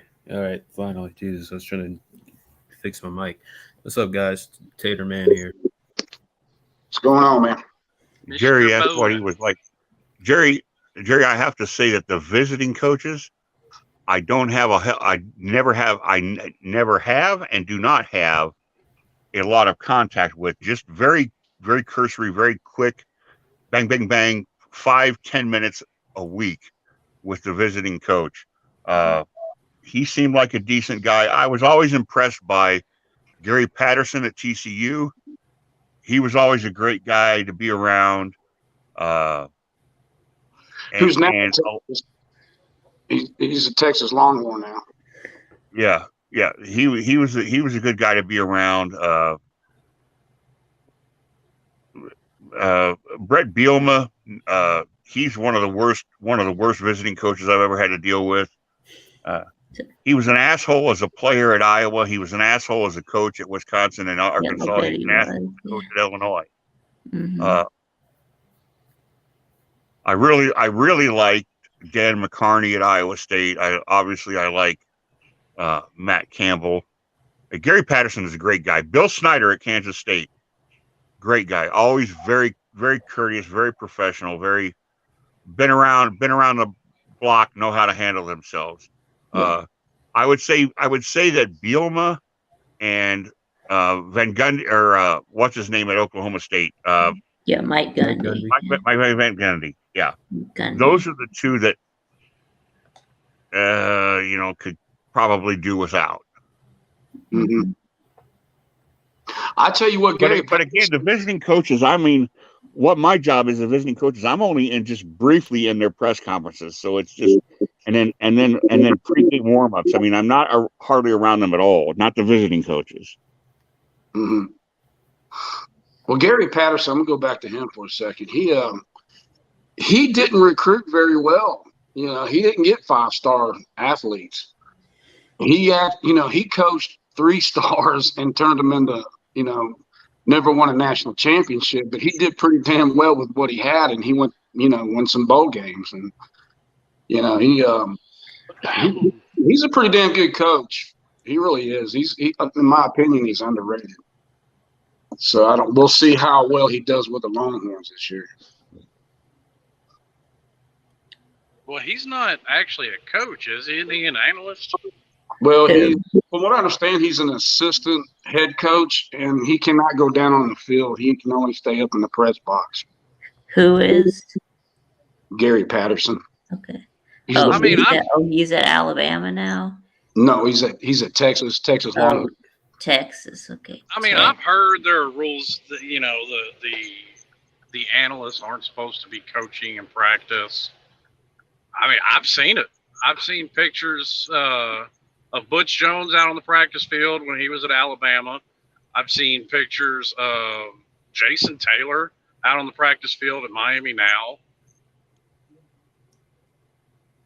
So I'm still not – I still haven't completely figured out what these people supposedly are or aren't supposed to do. Yeah. I think – Gary Patterson's not even actually just like are or aren't supposed to do. Yeah, just like they're not going to show Patterson's not even actually just like are or aren't supposed to do. Yeah, just like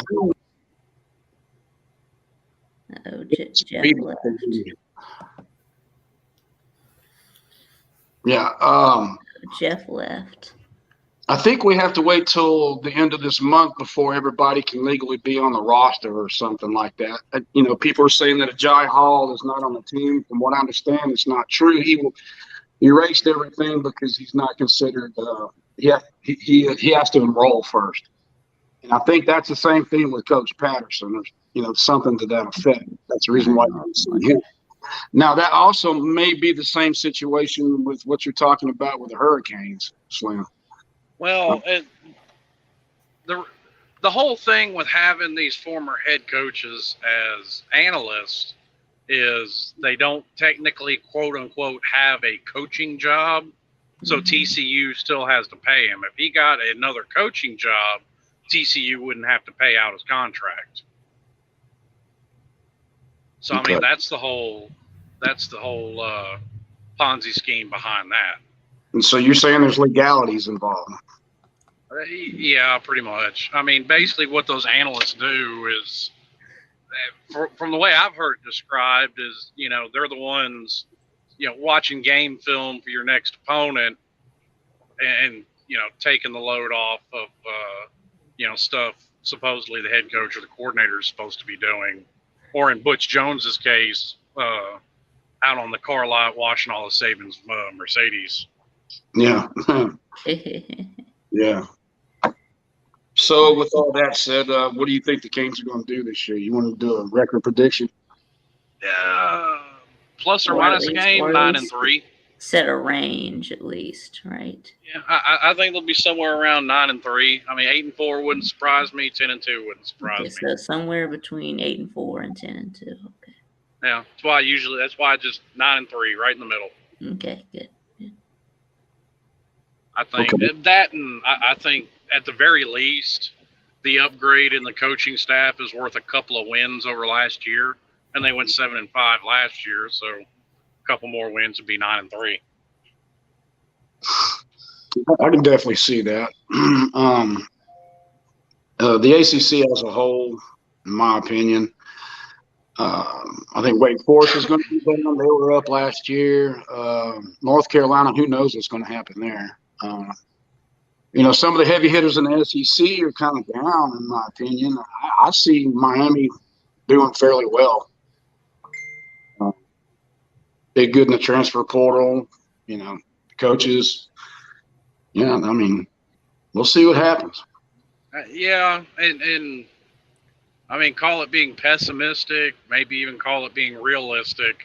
Mm-hmm. I mean, it wouldn't surprise me at all to see 6-6 because it's a new coaching staff, and a lot of times you just see stuff like that, the first year with a new coaching staff. Right. What's the difference? Yeah. Yeah, well, a lot of teams, a lot of the heavy hitters are in the same boat.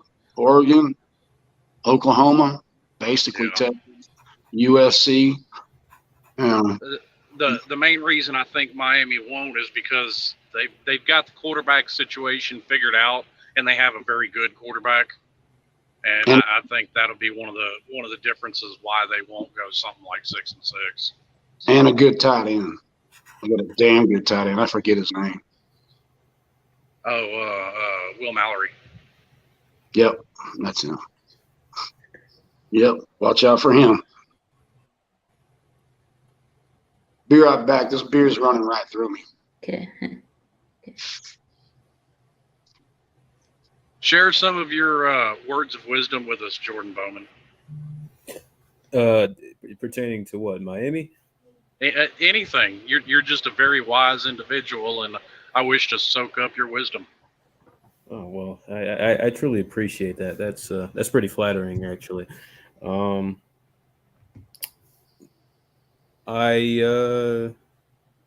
don't know.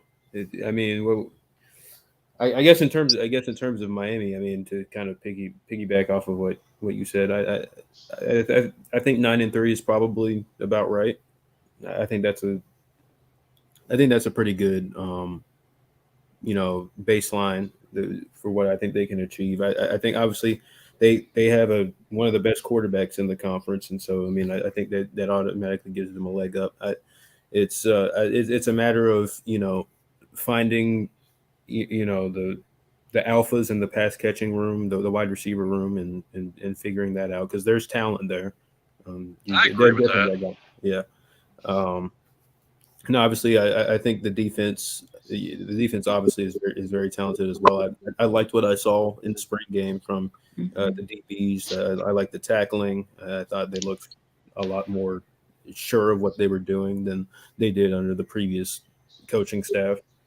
So I think they'll be pretty sound there. The defensive line, they've gotten some transfers there. There's definitely some ability there. So I think Miami's going to be pretty good. I like obviously I like the staff they put together is a pretty all-star coaching staff. So we'll just see. But obviously, first year head coach, anything can happen. It could not go well, but. I think Miami's working with the pretty good leg up as far as if there was an ideal situation, Miami is for a first time head coach. Well, not a first time head, but a first year head coach. I think Miami is about as close to that as you can get. So we'll see. Well, what about the Tatermans? Well, yeah, that's a different question. Obviously, we know your defense is solid. All the questions are on the offense. Yeah, it's an offensive. It's definitely an offensive thing. It starts with quarterback, but I'm more worried about. I'm honestly more concerned about what our wide receivers are going to do because as DJ did not play well last year, but his wide receivers failed him a lot last year. The offensive line wasn't great either, but they for the course of the year. So, and we had injured wide receivers last year. Yeah. Well, that's obviously why you lost. Yeah. We've got injured wide receivers right here. So. Yeah. So. We had injured wide receivers. Bama's injured wide receivers were the reason why we lost to Pitt. So yeah. So that was unfortunate, but so we need to get those guys back. but in reality, no. But yeah, the wide receivers we led the ACC in drops. They were not a very good unit. They weren't very healthy in reality, and that's what I'm most concerned about. And I think that the quarterback situation will sort itself out. If DJ is not the guy, he's not. I mean, Nick, what the hell are you doing? Nothing. I'm just I was just moving my laptop. Are you jumping up and down? No, I'm moving my computer up and down. But we were hoping okay, I'm done. And then something there, injured wide receivers. The Tater Man had the nerve to pawn off one of their injured wide receivers on the Miami man. You're welcome. Hey, I mean, he's a South Florida guy. Pawn off. Who was it? Back home. Frank Ladson. We pawned off our best wide receiver on Alabama out of pity because they didn't have a single one that could catch the ball. Yeah, that's right. That was very generous of Georgia. It was. Well, nobody can ever make the claim that Kirby Smart doesn't give charity. That's right. Yeah. Right. I mean, and listen, A.B. Mitchell is gonna catch for 1,500 yards. Yeah, that's right. Yeah, and Brock Bowers. Yeah. A.D. Mitchell won't have 1,500 yards in his career.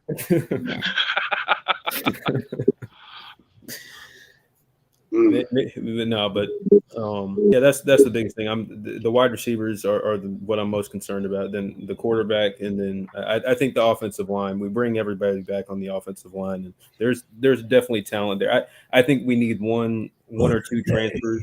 I don't know if that's going to come. Dabo had said earlier that he was going to take at least one interior guy, but I mean he moved our right guard Will Putnam to center. And he's played really well. So I don't know I don't know if he still wants to take a guy. I would prefer he did because we need the numbers, even if he doesn't start. But yeah, those are my biggest concerns. I think the defense is going to be phenomenal. I mean, I think we have some guys to replace on the back end, but I really like what we have behind them. We've recruited really well at DB the last few years, so solid. You know, a thought's just occurred to me.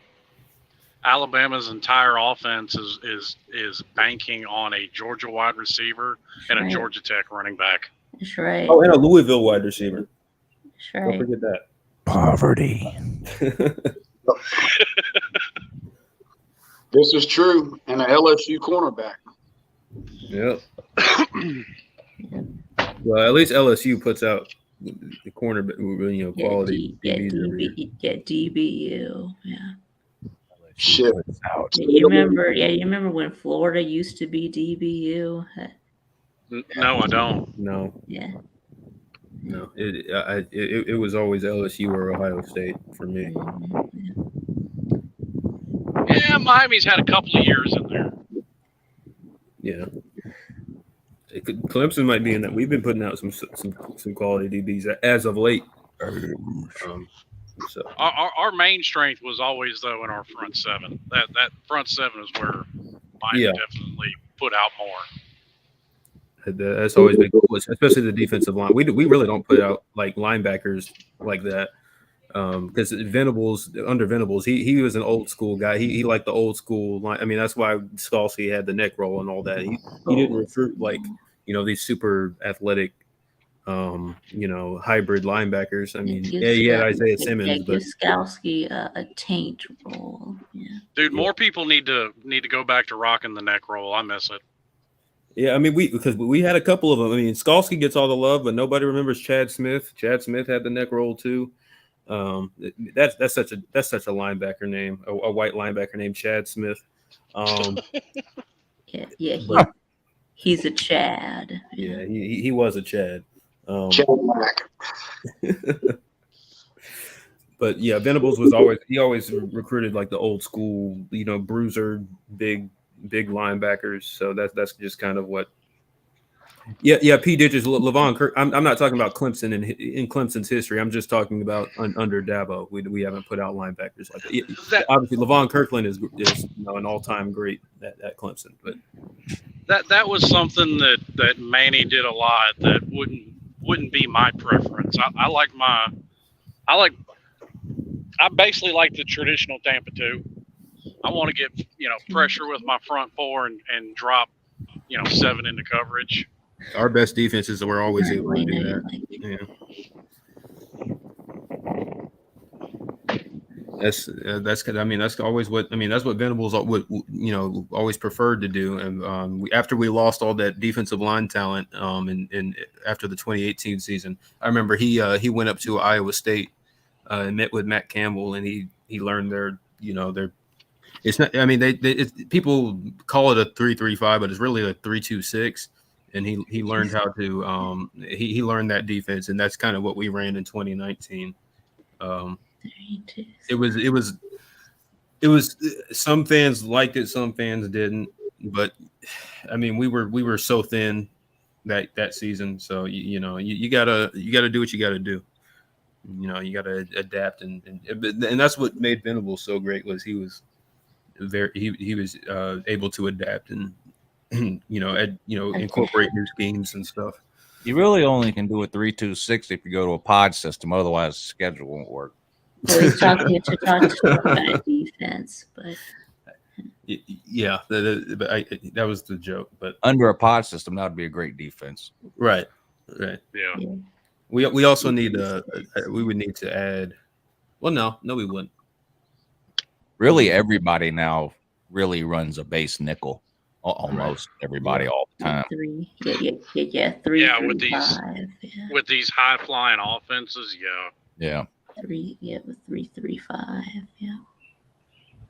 The days of like a traditional 4-3 or 3-4 are kind of over. Even Georgia at the safety position has been recruiting like a lot of hybrid type players who maybe have like linebacker size but safety speed, or the opposite, you know, and you don't really know whether they're an outside linebacker or safety. They're just kind of a like, I think the star. What do they call that, Vic? The star? Star, I think. Yeah, they called it the striker at Miami when Manny was doing it. We just called it Nickel Sam. I don't think we had a name for it, but it was Nickel Sam was what. That's what Isaiah Simmons played. Nickelback. Isaiah Simmons could have played about 8 different positions. Oh yeah, I mean he played like 8 different positions. He would play on the edge. He could play on the edge. He was a pretty good pass rusher. I mean, he would play safety. He would, you know, he reminded me of Leonard Floyd, a guy Georgia had. Leonard Floyd. Leonard Floyd hadn't really panned out in the NFL, but not really. He was really good in college. Though he mainly played outside linebacker, but he could drop back in man coverage on just about any tight end or running back too. He was kind of that way, very athletic. I remember him. Yeah. I think if you long, I mean, like he could scratch his knees without bending at the waist. Yep, that's it. Shoot, was he highly recruited? I can't remember if he was highly recruited out. Yeah, he was. Yeah. Okay. Yeah. Simmons was like he didn't go to. The only reason he wasn't higher rated was because he was a track guy, and he didn't really go to camps and stuff, but. I think Venables, when he first got to campus, he looked like a newborn giraffe. Like he was so raw, but you know he was long and like Leonard Floyd was. And Darnell Washington was like that his freshman year at Georgia. When he would catch a pass and turn around to run, he looked like a newborn horse. Like you didn't know how his legs worked. Right. Well, Trevor Lawrence runs like a newborn giraffe. So but I mean he's got the long legs, and it doesn't look like he's moving that fast, but he's he's taking up like 5 yards every step. So totally opposite of Kyler Murray, huh? Oh yeah. When Trevor Lawrence outran those 2 NFL DBs against Ohio State on that 60-yard touchdown run, that's when I really realized how fast he was. Yeah, it's just like you said though, with those long legs, it's deceptive. Yeah, it doesn't look like he's moving that fast, but he's taking 5 yards per step when he's at full speed. Yep. I love that play. That's if there's one thing I'll remember from his time is that that pretty much that changed the game because we were. That was in 2018, right? The one y'all won. 2019. That was the semifinal. Yeah, 19. Yeah, so we lost to LSU afterward, but that that was the semifinal. Okay. Ohio State went up 16-0. If I could point out a flaw I've seen out of Van Dyke so far, he takes too many sacks. He's 6'4", like Lawrence is. Take off. It's pretty common for first time starters to take Trevor. Good. I mean, everybody remembers how good Trevor Lawrence was his freshman year, but when he first was playing, he was really like it took Syracuse. Yeah. Well, I mean, I said he got knocked out of the Syracuse. Well, yeah, I mean, he didn't look bad in the series, but yeah, he got knocked out in the series. But even that was his first start too. Yeah, but even before he was named the full-time starter, it was like the Texas A&M game. His first pass was a touchdown to T. Higgins, but he kind of struggled the rest of that game, and Kelly Bryant kind of had to bail him out. So it wasn't like smooth sailing. It just even a guy as talented as Lawrence needs time to adjust to being in an actual game. I mean, because practice can only simulate so much. So, I mean, I think Tyler Van Dyke grew a lot this last season. Well, and I remember saying it to Lou after the fact. I said, I think we were talking about another Miami quarter. This might have been 2019 or maybe even 2020. I said, I think people got a little spoiled because, I mean, back to back, you had Pineapple and Lawrence look really good as true freshmen, and that's kind of the exception, not the norm. Right. Yeah, it's not normal for a true freshman quarterback to do what Well, even Pineapple never started a game his freshman year. Right. Right. But I mean, to get thrown in at halftime in the national title game, I mean, that's pressure that none of us could probably even fathom. And it could have been with Van Dyke that they told him not to run, because I'm pretty sure his backup at that point in the season was Christian Ballard. Yeah, because Jake Garcia was injured for. I remember. Yeah, well, Garcia got injured. I think in that first game that Van Dyke started, that Virginia Military Institute or whatever it was. No, Central Connecticut State. That's what it was. Okay. Because Van Dyke started it. Him and Garcia both played, and Garcia, I think, injured his foot in that game. Mm. Yeah, so y'all were thin at that point. Yeah, we had a walk-on left, Peyton Matoka. Matoka.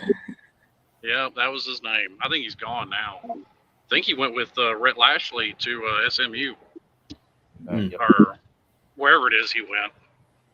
If he went with Rhett Lashley, it was SMU. SMU, I think. Yeah. Okay. Mm.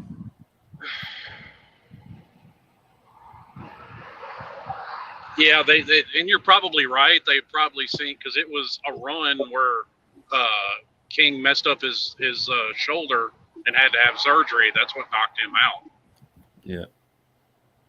Which, I mean, to me, he would have been out for. To me, it was obvious in that Alabama game his knee wasn't ready. Yeah. Yeah. Yeah, that's right. That's right. Yeah, Paxton. That's right. Yeah, Charlie Strong sucked. Yeah, at Texas. Yeah, and then he sucked at USF. So yeah. Wasn't Strong at Louisville at one time too? Yeah, as a DC, I think. But I thought he was the head coach at Louisville. oh, he was. Okay. Well, what I was thinking. Okay. Okay. Well, I don't know. I mean, I may be wrong, but for some reason, I'm thinking he was the head coach at Louisville. Oh, okay. I know that Bobby Petrino was. But... yeah. Well, it would have been. Strong was before Petrino. Okay. Yeah. Yeah, because it was because Strong was at Louisville. That's why Teddy Bridgewater went there. Because Bridgewater was committed to Miami until they fired Randy Shannon. Which I was like, okay, that just shows that he wants to play for a head coach of a certain race. I'm like, all right, whatever, dude. I don't see why it should matter myself, but. Mm-hmm. Mm-hmm. Well, it's working for Deion Sanders. Well, I mean, I think a good coach is just a good coach. I mean, I don't really. I'm hoping. I'm having a brain fart. What's his name? I'm hoping Todd Bowles does a hell of a job in Tampa.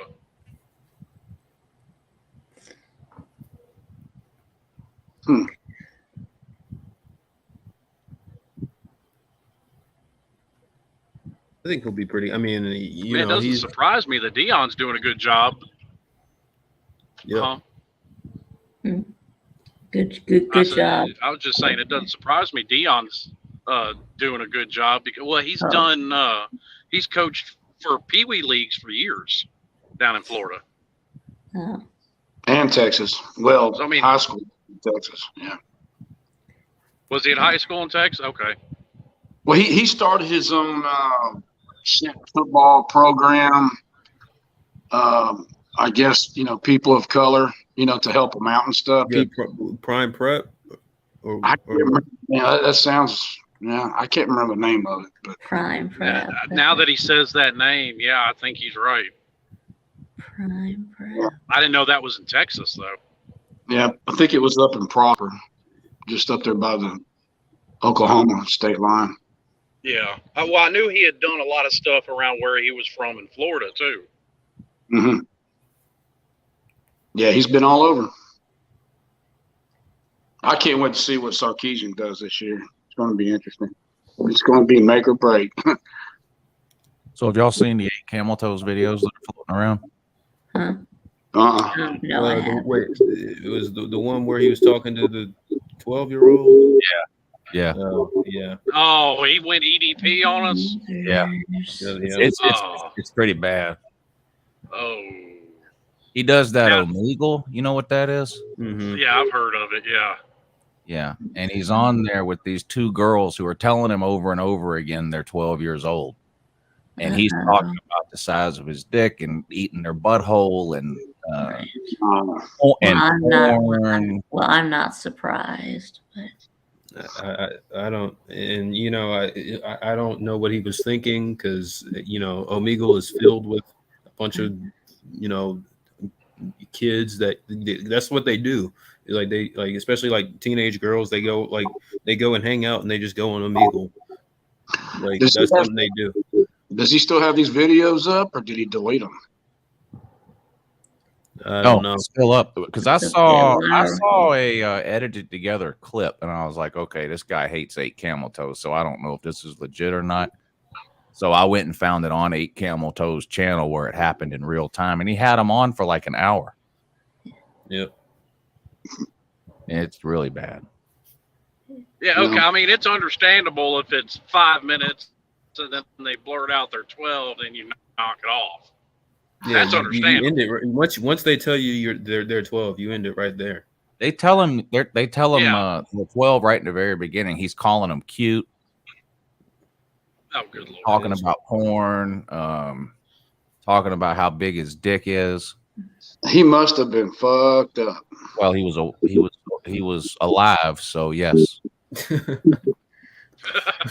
Okay, well, I already knew Camel Toes was a piece of shit, so it doesn't surprise me. So. Well, he'll get on with Mosh and everything, and Mosh has all these crazy chicks on there and stuff. And you know, I guess he's, you know, they're pushing the limit. Yeah, So. although his stingers on a BVD are pretty funny though. Yeah, some of them, but.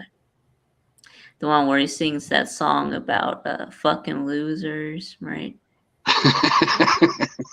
Yeah, 3/4 of the people in this fucking community are at least 40 pounds overweight. Bunch of big fat backstabbers. Yeah. Oh shit. I mean, I've always wondered how anybody could stab him in the back, because anybody that comments on his channel that's not a mod gets blocked immediately. It's like the only people in there are mods. Yeah. Yeah. Not a great model for creating a successful YouTube channel. Yeah.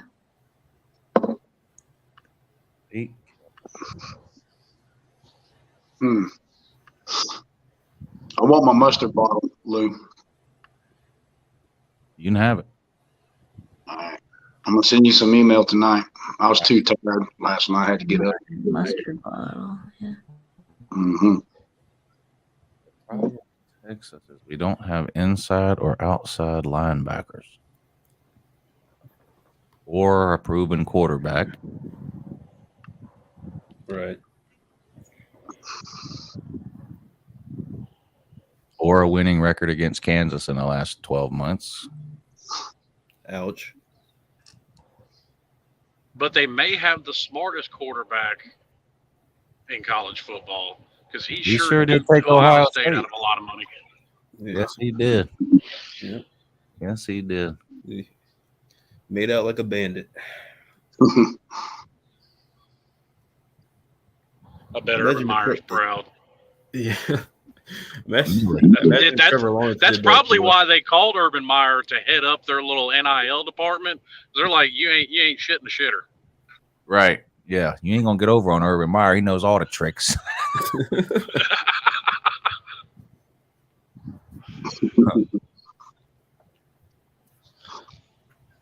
I mean, the only way they could have done any better is to hire Sammy the Bull to run it up.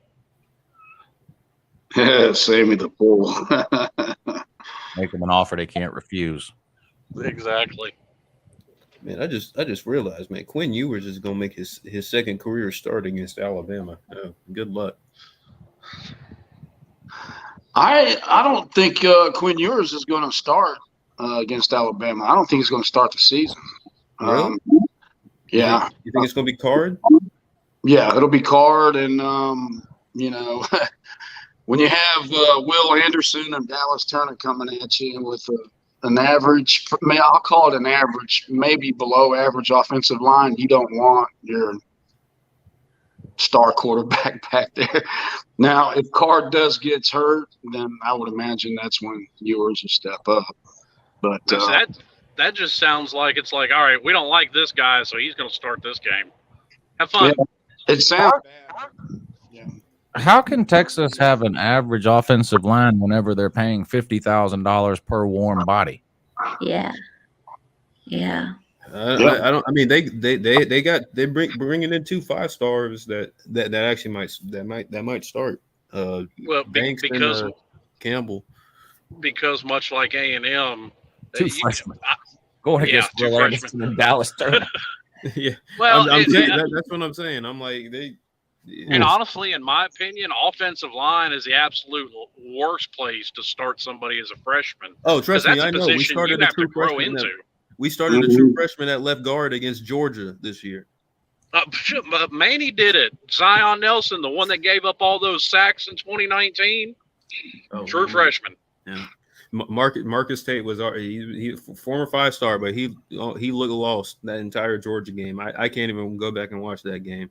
So many missed assignments. He ended up on his butt. Like we started Andrew Thomas as a true freshman at right tackle.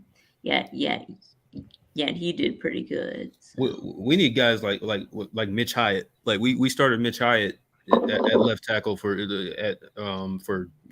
years. He started immediately. We haven't had a guy like that since. So yeah. I'd like to see another Bryant McKinney at Miami. I could deal with that starting for 4 years.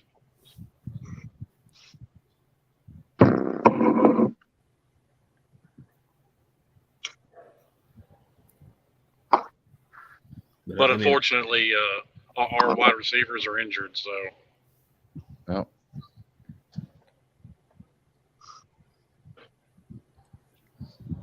Going back to Texas, they have the weapons with the combination of Patterson involved, getting that defense up. It should be a much improved team. But that's the best back in America.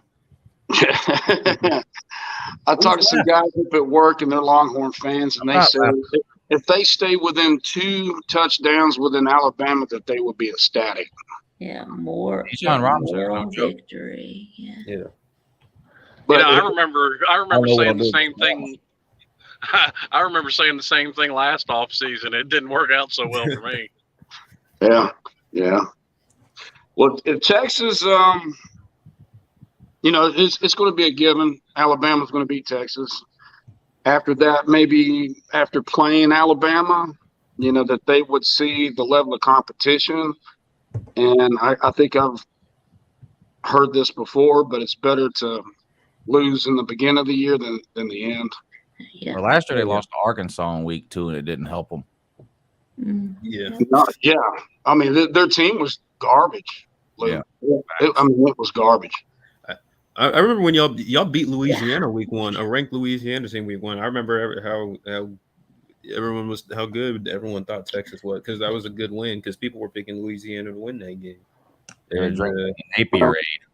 Yeah. Yeah, Billy Napier. Well, Louisiana did beat Iowa State. Week 1 was that? I think that was 20. That was 2020. 20. What did he do? Yeah, 2020. I think. Yeah. That UCLA win over LSU, that soured on people quick. Yeah, that was another win. That hurt. Oh my gosh, that hurt. Yeah, it did. I could not believe LSU walked out of there with a loss. It surprised me. It didn't surprise me. They lost to the Pac-12. Chip Kelly. They celebrated that for another 3 weeks until they realized that LSU was 0-4. No. Was there a record of fans jumping on the field, tearing down the goalpost at all last year. I mean, that seemed like every week there was there's crazy games that were won and the fans were running out on the field. I mean, I don't ever remember seeing that every year. It's nuts. It had to have been a record. NC State did it when they beat us, and they tried to do. They were harassing our players as they were walking off the field, trying to get them to react. Now that they have those retractable goalposts, it doesn't cost that much to rush the field anymore. Right. like seriously, it's like a $50,000 fine from the conference that the school gets. But I mean, meanwhile they sold $500,000 in Coca-Cola that day. Mm-hmm. Yeah. Arkansas beat A&M. Oh shit! There were some drunk hogs after that game. Yeah. I tell you what, the more time that goes by, the more optimistic I'm feeling about that game. Which one? Miami plays A&M week 3. I'm not sold on A&M this year either. If it was at Miami, I would 100% pick Miami. Not that, and look, I'm gonna be honest. I think right now, I don't think Miami has a very big home field advantage. They have in the past, but Texas A&M does have a huge home field advantage there. If it was at Miami, though, I'd probably pick Miami to win. But I don't know. I still think Miami can win on the road, but man, it is going to be tough to go out there and win. Oh, no doubt. But I think the fact that it's week 3 is going to help them, and they start up. They get a gradual, increase in those first 2 games and level of competition going up to Texas A&M. Yeah. And I think that can help. And then there's just the fact that A&M's going to shit the bed against 4 teams this year. Does A&M play 2 scrubs before Miami? I don't know. I haven't looked up their schedule. They have quarterback issues to work out too. Yes. Yeah, since the Italian hot pocket left for some reason. Yeah, he's at Auburn, isn't he? Yep. Yeah. So why did he leave A&M when he was? Because he wasn't the original. People forget he wasn't the original starter. It was Haynes. He was afraid that that Haynes King was gonna come back and take the job from him. Yeah, and the best quarterback on that team is that true freshman. What's his name? Weigman. Yeah, Connor Weigman. He's the best quarterback on that team, but I don't know if Jimbo Fisher will play him. Jimbo Fisher has got one of the most complicated offenses for a quarterback to run in all of college football. Yeah, and that's why Max Johnson from LSU. I was fixing to go there. That's why I think Max Johnson's actually going to be the starter. Yeah, plus Max Johnson is Mark Richt's nephew. So there's that. I mean, he's the only one on that roster with any actual, game experience. Yeah, that's true. Because Haynes King got hurt in week 2 last year. Yep. Oh, was it? I thought it was week 1. I think it was week 2 on the road at Colorado. Yeah. They played at home week 1 against a directional school, and then week 2 at Colorado, I think. They didn't even watch that game. Do y'all remember this shit? God dang, man! At that Colorado game, I think they beat Colorado like. Oh, it was like 13-6 or something. Yeah, it was. Yeah, that was a real low-scoring game. Yeah. You remember the national title game, Cowboy? God, you're funny. There you go, Lou. Figured you might remember that one. I remember our receivers dropping balls left and right. Yeah, I remember that too. Yeah. You know who can catch? Keely Ringo. Yeah. Keely Ringo. Yeah. Damn. Keely Ringo can catch the ball. That's right, he can. Busting on the banner plate. That had to make you feel just a little bit better, considering all year you were like, the secondary is the weakness of our defense. Right. So that had to make you feel just a little bit better. Oh yeah. It's pretty crazy thinking that Georgia's first and last touchdowns of the season were off of pick six from the top 2 quarterbacks from the 2022 recruiting class. Not 2022, 2020 recruiting class. Yeah. And Alabama lost because they had to play freshman wide receivers. Meanwhile, 3 of the 4 touchdowns that Georgia scored in that game were by freshmen. That's right. Speaking of former Georgia corners, I think Tyreek is going to have a monster season this year. He's really good. He was the best tackler on the team, by far last year. Oh yeah. He gave the most effort, like just watching him play. Like he was the only one. It seemed like he was the only one that wasn't afraid to hit somebody. I mean, I don't shit people. There's some people that leave Georgia, and I say I don't think that's going to pan out. But Jermaine Johnson, the guy that went to Florida State, yep, he was really good, but he was buried on the depth chart at Georgia. He was behind 3 other NFL outside linebackers. It doesn't mean he wasn't an NFL player. And he went to Florida State. I think he was second in sacks behind Will Anderson. Ended up getting drafted in the first round. Yep. And that never would have happened if he stayed at Georgia. Yeah. With that being said, would have been the first round.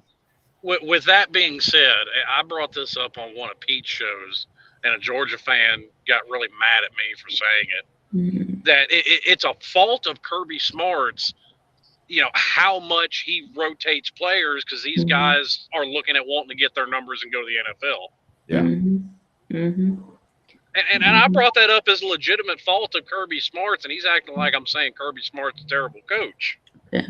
I don't like our defensive rotation either. Now, I'm okay with what we do at the running back position because it's so devalued in the NFL anyway. Yeah.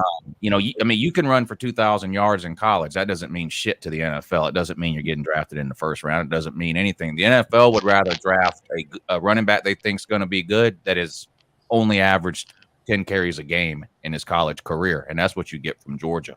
You don't get guys that are wore out. Yeah. Dylan, I believe you. And at this point in the NFL game, they want a guy they know is going to be able to catch passes out of the backfield too. Yeah. That's that's right. Well, Henderson of Ohio State and Bijan Robinson will be drafted in the first round. Well, it could happen. It could. Maybe. Now, Travion Henderson's only a second-year player. He can't even go pro this year. I don't know about Bijan. What is Bijan, a junior? I think he is, yeah. Yeah, good. Yeah. So he'll be the first running back taken for sure. Yeah. But there's no guy.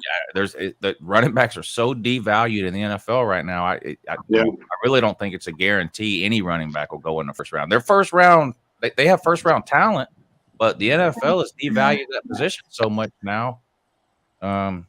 It's hard to know. Well, at some point, they're going to have to go back up to the first round because they have so much value. Well, you still have some get taken. I mean, when was the last what was his name? Jonathan something. The last quarter, really good running back from Wisconsin. Yeah, Jonathan Taylor. Yeah, he went in the first round. Yeah, he did. Yeah. That's right. Oh, and don't forget about Todd Gurley. Yeah, Todd Gurley. Yeah, Todd Gurley. Oh. That's right. Yeah, remember when the Falcons could have drafted Todd Gurley, but they drafted Vic Westerly. And they do what the Falcons do. They drafted Tevin Effin Coleman. That's right. I mean, you still act surprised at this point, Vic. But they said they didn't need a running back. But then they drafted Tevin Coleman. So, I said, you still act surprised at this point. How long have you been a Falcons fan? No, I'm not. I'm not surprised. I'll be right back. No, of course I'm not surprised. But.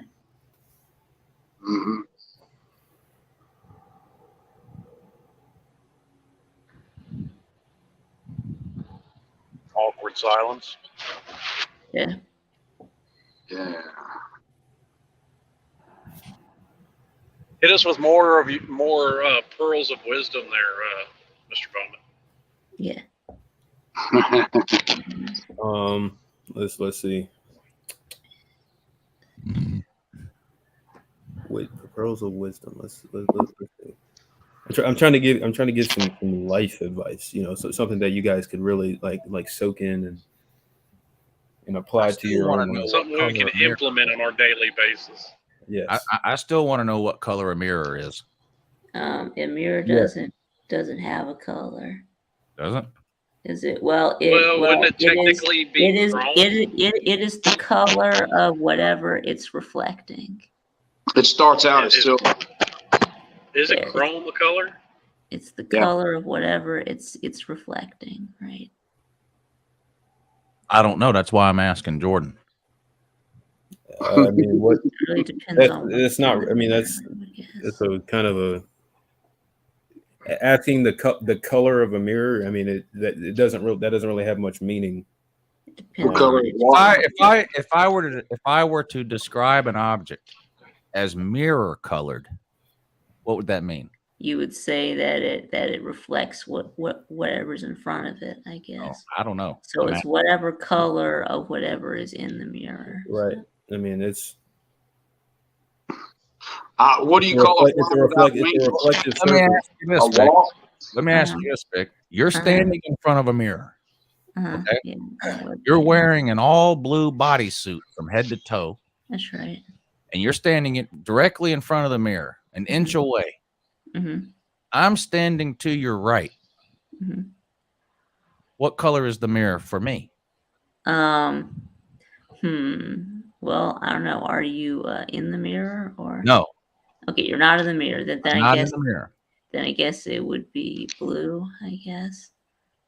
No, I wouldn't be able to see you in the mirror. Oh, okay. You if I'm standing to your right, I wouldn't see you. Okay. You would see you. Well, so are you saying that the mirror is different colors depending on who's looking at it? Yeah. I mean, it depends on perspective, and there's always, everybody doesn't see color the exact same anyway. True. So if I was standing off to your right and I looked at the mirror, it would just be mirror colored, but to you it would be blue. It would be blue. Okay. Well, all right. Well, let's take this a step farther. What color is a two-way mirror? Two-way mirror.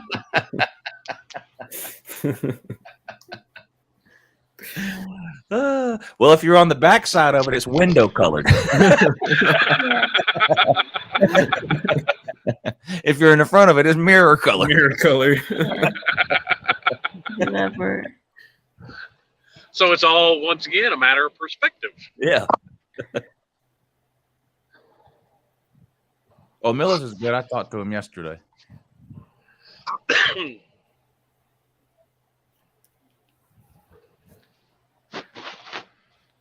He's deleting all the videos of himself rubbing mustard on his body, and he's not doing any more live streams or participating in any more live streams, but he will be uploading videos. See, I didn't even know that's why he's been missing. I haven't seen the mustard. Well, Millis. Do you mean Millis? Yeah, I think Millis is going through the same thing that a lot of content creators on YouTube do. It's his first instance of having to deal with trolls, and he doesn't quite know how to handle it. Because of the MFE thing, right? Yeah, I told him too. I think what they're doing to him is wrong because it's Millis Vanillis, and he's not. Like you need to pick out the people that you troll like that, like me, like troll me, right? Yeah. Troll Slim Shady, don't troll Millis. But I also told Millis, because I must have asked him 25 times, what are they doing to you? And the only thing he could tell me that they were doing is typing MFE. And I'm like, well, you have to consider the possibility that you might be overreacting just a little bit if that's really all it is. I'm not saying what they're doing is right, but like completely shutting everything down because someone typed MFE, that might not be right either.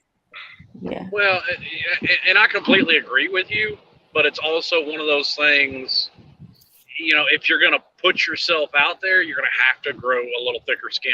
Yes. Yeah. Yeah. And it's like I told him, because, he might not, I take some stuff for granted because I've been doing YouTube for so long. He might not know, but I told him, I was like, whoever it is that's doing it, let's say it's Crimson Brave, because that's who he says it is. You can block Crimson Brave. Not only can he not comment on your channel, you won't see any comment he makes anywhere else. So if he shows up on this show or Boss Babe show and types MFE in the comments, you won't even know. Right. That's right. Well, it was him, Webster, and a few others. Well, he said it was Crimson Brave, Jeff Webster, Mike Vick, Nate the Great, and Mrs. Pete. Well, I think that some people were only doing it because they didn't know what it meant. But yeah. You make a habit of that? There were several Well, people I that didn't asked. even know what it meant, but I was like, "What the hell is MFE?" Yeah, I didn't know what it was either. So that's the first question I had to ask yesterday is what I don't even know what that is. What is that? And he said it deems Millis free entertainment. Yeah. I'm like, okay. Yeah, see, what are they doing? I stopped doing it once I found so out. I asked Millis, I'm like, okay, well, what are they doing? And he's like, well, they made a troll account called MFE. Yeah. And I said, okay. And then what is that troll account doing? And he goes, they're typing MFE. Oh, okay. I'm a little bit more. So, I agree with you too. I think it's a little bit of an overreaction. Yeah. So I hope he might even be listening now because he said he still listens to all the things. And I talked to him yesterday. He knows how I feel. Right. Well, I tried. I'm on his side. Look, I can't stand Crimson Brave. I think he's a waste of everybody's time. But I've been doing this long enough where I can just ignore it. I mean, he's an irrelevant troll. I know. But he's new. Millis is new, and look, you guys remember some of the stuff I did years ago. I let some stuff really bother me years ago. Almost got myself in a lot of trouble. So, but not as much trouble. Well, and I agree. Is going to get in. You do have to learn to let some stuff. And I agree. And I agree too that Millis isn't the one to do that with. And I'm stuck up for him on here. When Sleeta was being a dick to him for no reason, I went off on Sleeta. Right. Yep. I remember that. Yeah. That was just a couple of months ago. That's right. Yeah, of course. I tried to call Millis earlier today. To make sure that everything was good between us, but he didn't answer. So because he's not taking calls from Team MSP. That's why. Well, there's a bunch of people he hasn't answered calls from. I didn't talk to him on the phone because I don't talk on the phone, but I texted him and he did text me back.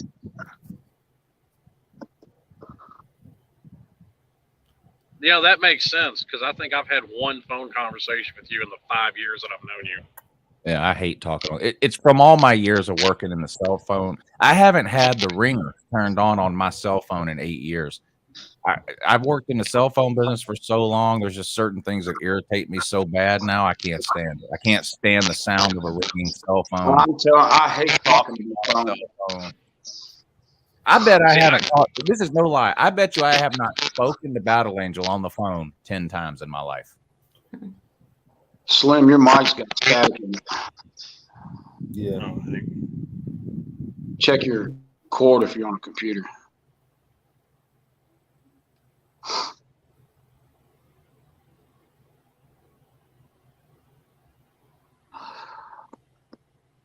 So is Millis coming back or not? I hope so. Mm-hmm. I have a feeling he will. Yeah, maybe he just needs a little break. Yeah, I don't think it'll be today or tomorrow, but I have a feeling he will. That better? Yeah. Yeah, my headset was dying. We made sure we knew he was still coming to the softball game, so that's good. But the only reason he agreed to come to the softball game is because Vic and Nate aren't going. Because they don't like him. Vic and Nate don't like Millis. Hmm. You know what I mean, Vic? That's not true though. I mean, we do like Millis. Oh, I know. No, it's I told Mike him. Hogue. I told him that too. I said you're overreacting. I said Crimson Brave's an irrelevant troll, but the rest of those people are harmless and your friend. They don't. I said they might be like me and don't even know what the hell I MF didn't even know what it meant. Yeah. I'm fairly certain Nate didn't know what it meant either. Yeah, that's why we were just typing it, but not knowing what it means. Well, It's just that we saw a bunch of people doing it, so we didn't even know what it meant. Slim, I'm gonna send you a screenshot right now of the text message I sent Millis when he told me he thinks Nate doesn't like him because Nate said he was Team MFE. This is what I sent to Millis in return. Oh Lord. Let me find it and show you.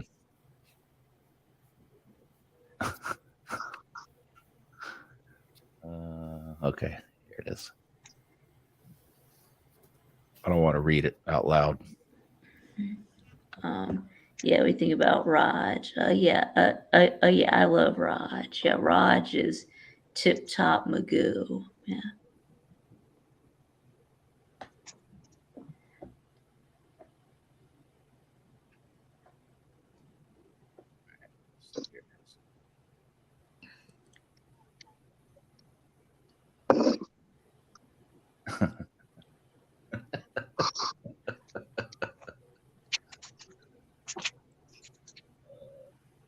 I imagine if I made a videos being a UT and a Texas and Alabama fan, I'd imagine I'd probably have trolls all over the place, including the Alabama and Texas fan base. I mean, I'd get eaten up by trolls.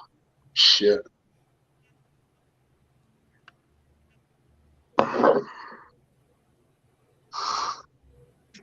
Which right, I just sent it. It took me a minute to find a screenshot, but I found I just sent it to you.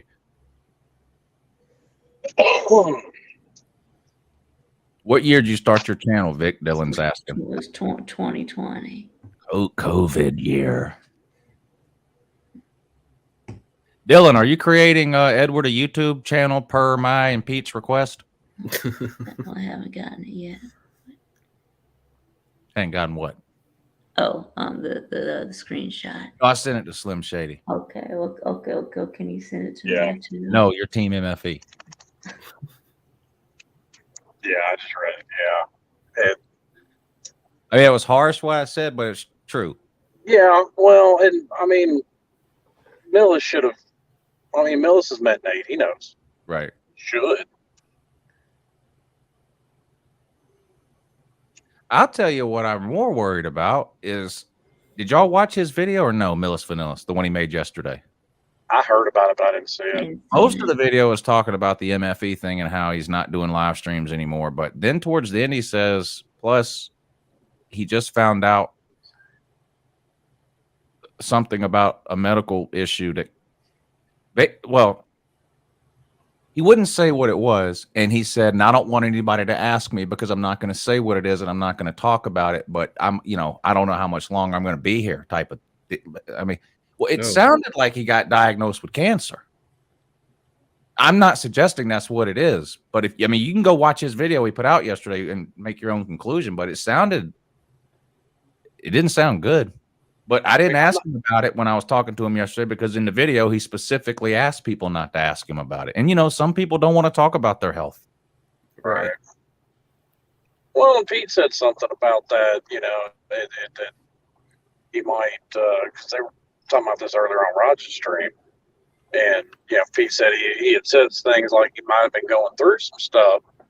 And I mean, like I said, I haven't seen the video. I was like, well, I mean, I don't know what's going on. I was like, but I mean, Pete, we all have shit going on. Everybody's got something. Whether it's health or you got crap going on in your life or whatever.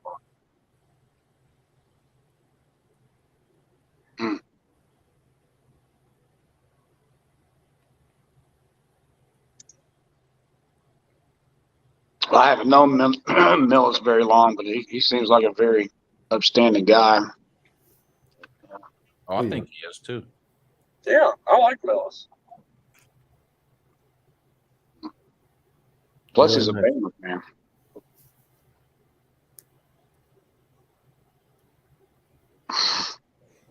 He asked me, he said, homegrown, how is it that you're a UT fan and an Alabama fan? And of course, I went into explaining him and everything, and he accepted it. He could have burned me on some shit, but he was cool enough. I guess he doesn't like confrontation. I didn't know you were a two-teamer. What's that? Two chicken burner?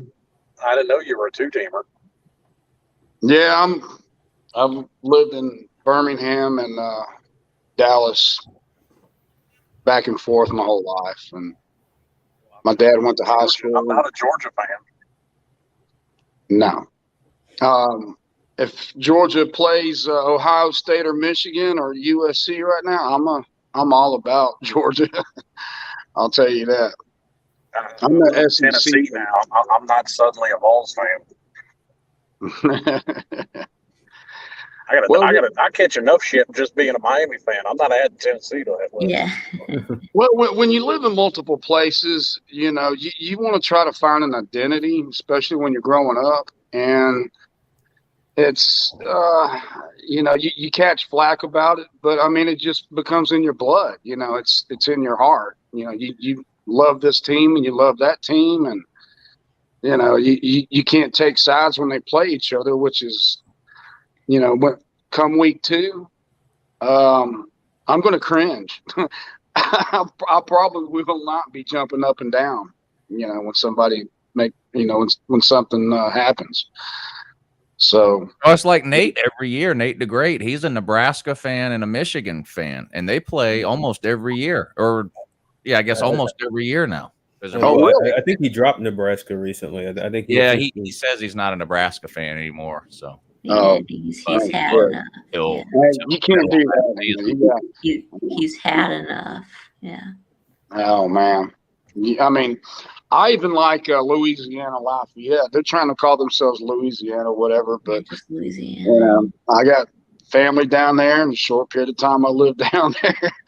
You know, I whenever they play, I watch them if they're ever on TV. Yeah. Yeah, me too. Yeah. Something about the name Raging Cajuns and the city of Lafayette, all that boudin, all that. That's right. Yes, well, my grandparents on my mom's side went to Louisiana Lafayette. So.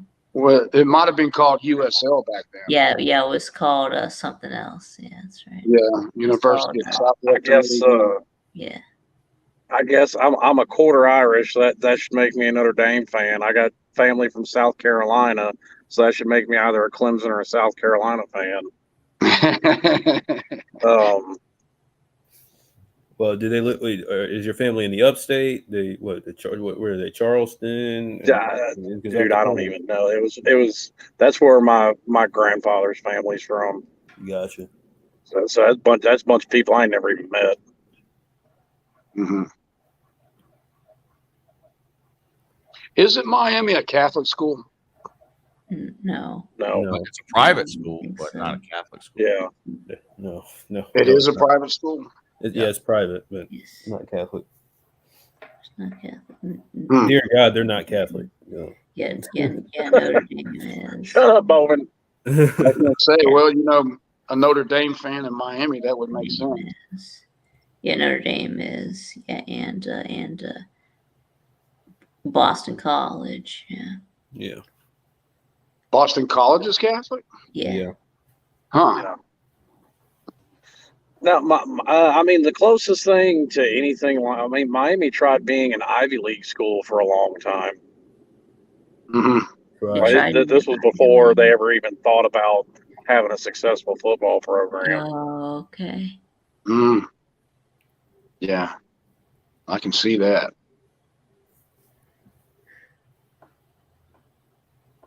See, what else? There's a lot of Northerners and Jews down there.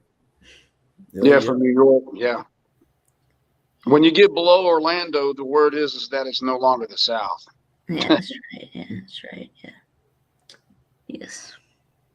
Well, I mean, if you want to go that route, I mean, once you get south of Gainesville, it's no longer the South. Is it Gainesville? Okay. Northern Florida. Yeah, like Gainesville up is like white trash heaven. Yep. Below Gainesville is like northern Jew Cuban heaven. Northern Florida, bruh. That's it.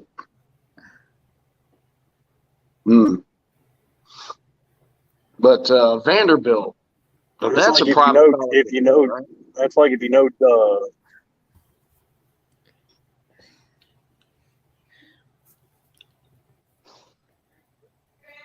Wifey's home. I'm on chat channel. Oh, you're too late, DA, on that. Yeah, that's right. Yeah, that's right, Dylan. Jacksonville is in North Florida. Yep, that's right.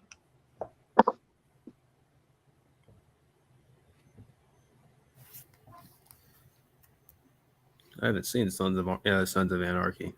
Yeah, I haven't either. It's really good. I'm watching it I watched it originally 7 years ago or whatever when it was coming on TV still, but I'm rewatching it now on Hulu. I think it's on.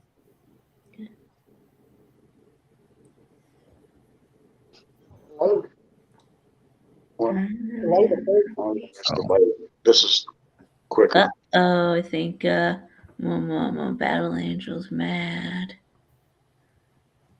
All right, the wifey's home, so well, whatever.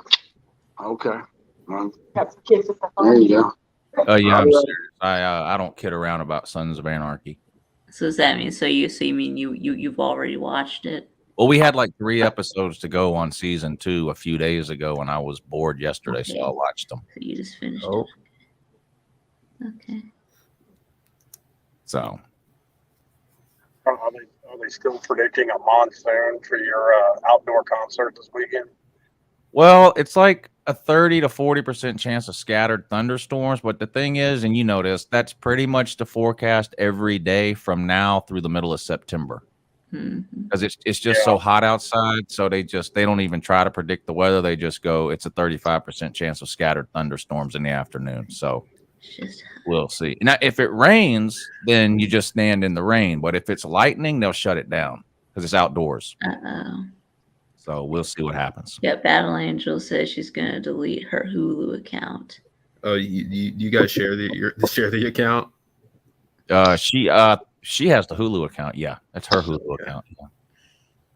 I only have, what do I have? I have YouTube TV, Netflix, HBO Max, and Amazon Prime. That's what I have. I have those too. I don't have Paramount Plus. Dude, Amazon Prime gets on my. I have Paramount Plus. Oh, I have Disney too. I have Disney Plus. Yeah, I have Paramount Plus. Yeah. Lou, when you cut out YouTube this year, when you were pissed off at them, they came back on I think it was like 4 days later. It was a day later. Yeah, it was a day later. Yeah, I signed right back up. Oh, you got it? Okay. Yeah, I signed right back up. Man, YouTube they've got it going on. I know. Weren't you gonna like stream the UTEP bowl game, right? Me? Yeah, but you couldn't because YouTube TV didn't have was that the day I canceled? That day. Yeah. I know I never got my UTEP preview video that I UTEP versus requested. I can't remember who they were playing. Schedule preview? I'm not done with those. I'm fixing to finish those up before the end of May, though, because in June I'm starting the prediction videos. So all next week I've got to finish up the schedule preview. There's still like 10 schedule previews I have to do from the Patreon page. Mm-hmm. I think UTEP. I think they're playing like UTSA. Yeah. I certainly hope so. Yeah, and they lost, which sucked. But I do have a UTEP playing as UTSA. That's who they're playing the first week. I do have a UTEP helmet though, don't I, Vic? Yep, you do.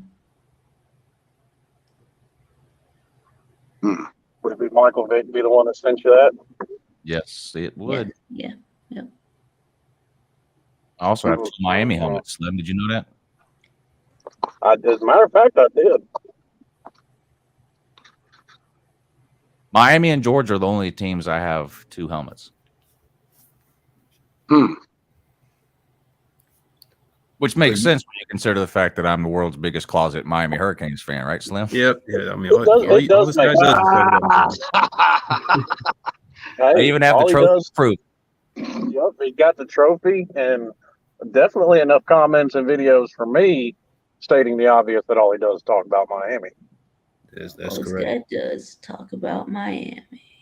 Speaking of that, I feel like I haven't talked about Miami in a while. It might be time soon here. Yeah. It has been a minute, but I mean, to be fair, my most underrated video, I talked about Miami being underrated this year. well, yeah.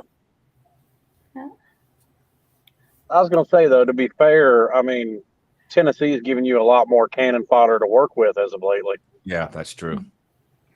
Cannon fodder. Slim, what happened to the? Go ahead, Lou. Not to be confused with bantha fodder. which is Star Wars Star camel Wars. doo-doo. Yeah. Space Camel doo-doo. Yeah, Yep. Space Camel. Space Camel. Well, What were you gonna ask me? Yeah, Slim. like a bantha. I'd like to pick your brain on this, and you're not gonna want to hear it, but Like a what the bantha. hell? What the hell happened to Miami in 1992 championship game against Alabama? They lost. I mean, they didn't just lose; they got their fucking asses handed to them. Was it the coach? Like a bantha. Well, no, it wasn't the coach because he took them to 2 more national title games after that and lost those too. Huh. But he also won 2 others. So I mean, it just. I mean, Bama's defense was just that good that year. Yeah, I mean, they were. You know, they had the underwhelming performance of another Miami Heisman Trophy winner in a bowl game. You know, he had to keep up the legacy Benny Testaverde set for him. Yeah, I remember when that was a trend, and plus, any player that was on SI and the pros was going to lose the Super Bowl or shit like that. Yeah, there was a lot of jinx going on. Man, Mickey Conn was on that. Mickey Conn and Lemansky Hall were on the Alabama team. They're both. Mickey Conn's our co-defensive coordinator, and Lemansky Hall's our defensive ends coach now. I mean, we had a true freshman, Dwayne Johnson, and we still lost that game. Can you believe that? The Rock. And obviously Dabo was on that team. Oh, shit. Oh, your roll. Actually, I take that back. That would have been his. God, that would have been his sophomore year. Excuse me, sophomore or junior. He had already lost his job at that point, so it didn't matter. Goldberg. Shit. Hey, you take Goldberg, we got The Rock and Stallone. So we got The Rock and Rocky. Yeah, but we have Goldberg and Ryan Seacrest. Yeah. So money wise, we're way ahead. Yeah. No, I doubt it. The Rock's got probably all of them beat put together. I don't know. Ryan Seacrest has 19 jobs. Well, that is true. Ryan Seacrest. Hey, Texas got Matthew McConaughey and Sandra Bullock, so that trumps y'all to it. I'll say this: Goldberg has the most impressive car collection of the bunch. Yeah. Does he? Oh yeah, he's a classic car nut. Yeah. Yeah. I've seen something with him and Jay Leno about his car collection on YouTube. Yeah. No, Goldberg, he went to Iowa, is that right? No, the wrestler Goldberg? He went to Georgia.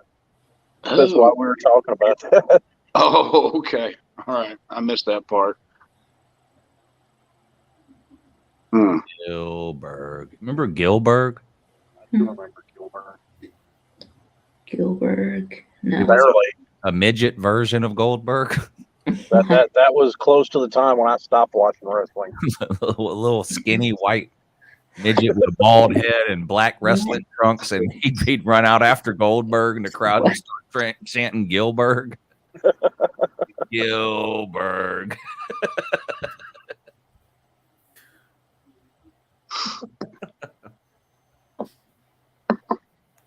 Although now that I think about it, I'm not sure if I want Dwayne Johnson and Stallone, because those two have probably done more steroids than any Tater Man, probably all the Tater Man put together.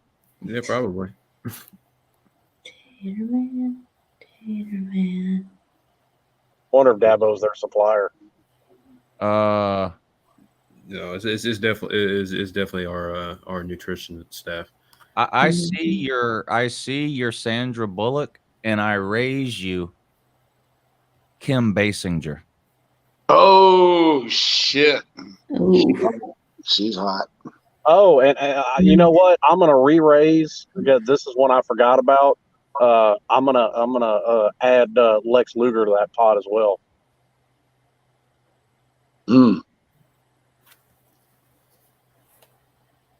Oh man. I don't feel bad about claiming. I'm going to go ahead and say Matt Stafford. The dude's made over $100 million. Wow. From Dallas. Yeah, he's from Texas. Yeah, that is true. Via Dallas.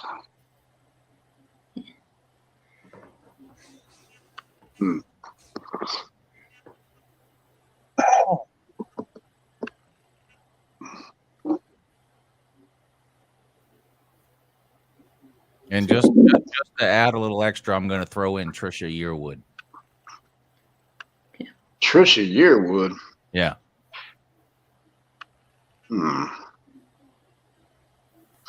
Who you know who she's married to? Yeah, that's the whole problem. Who? They shit. Who she's married? Who she married to? And she's married to Garth Brooks, who's the richest country performer of all time. That's the key word, performer, because I watched this documentary and I could not believe that he didn't write any of those songs. He didn't. Wow. All he did was take other people's writing and he performed them, which is, good for him. But, in my book, it's not impressive, because I saw his concerts. I can believe it because that's how most big name artists do. You think they write everything they do? No, but I was under the assumption that, Garth Brooks just, he was I guess he still is, he was, such a great songwriter that, everybody just, he sold out 3 concerts in a row in Dallas at Cowboy Stadium. AJ Styles. Yeah, I don't know who that is. So. That's a wrestler. Yes, she's a wrestler. Now, to be fair, I'm going to have to knock Georgia down a rung. And Slim, I think you'll agree with me here. Well, who? Brian Kemp. Ooh, yeah, I think I knew that one. Yeah. He might be the most hated man on the planet because Republicans hate him and Democrats hate him. Yes. And somehow he's still going to win re-election because he's an incumbent and people just vote for incumbents out of habit. Well, what about Jimmy Carter? I don't think he went to UGA. He was from Georgia. I don't know if he went to UGA. Okay. He's definitely from Georgia, though, but he was a peanut. I'd be shocked if he graduated high school. I met Jimmy Carter when I lived in Georgia. It was like a 4th grade field trip. Mm-hmm. And Secret Service agents were looking at us like one of us was going to try and take him out. Oh, I'm sure. I'm like, we're a bunch of 9-year-olds. Yeah, you really got to worry about us. Mm-hmm. Do I get any credit for Charles Kelly from Lady A?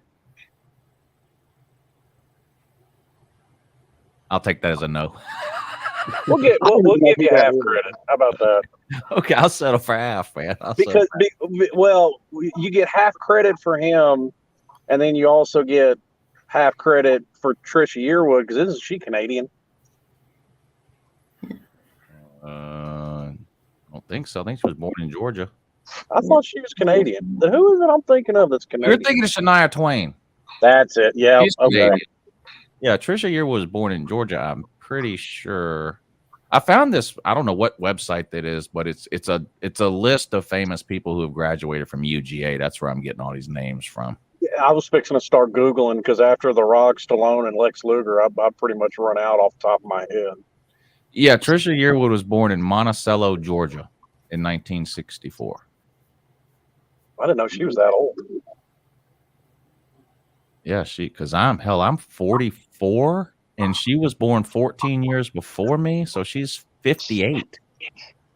Any UFC fans? Yeah. How much credit do I get for Forrest Griffin? I like Forrest Griffin. You get a lot of credit. He was a badass for a while. He was. And he actually lived in my hometown. He went to high school here. Oh, that's cool. Yeah, he's a year younger than me. He was in high school the same time I was. We were at different high schools, but he's from here. No, well, he went to high school here. Yeah, he's from Alabama.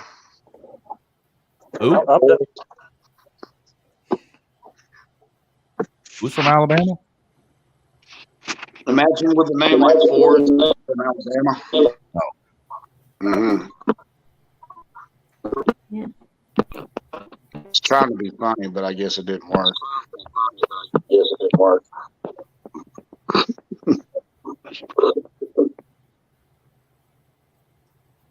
Yep, that's right. Yeah, and the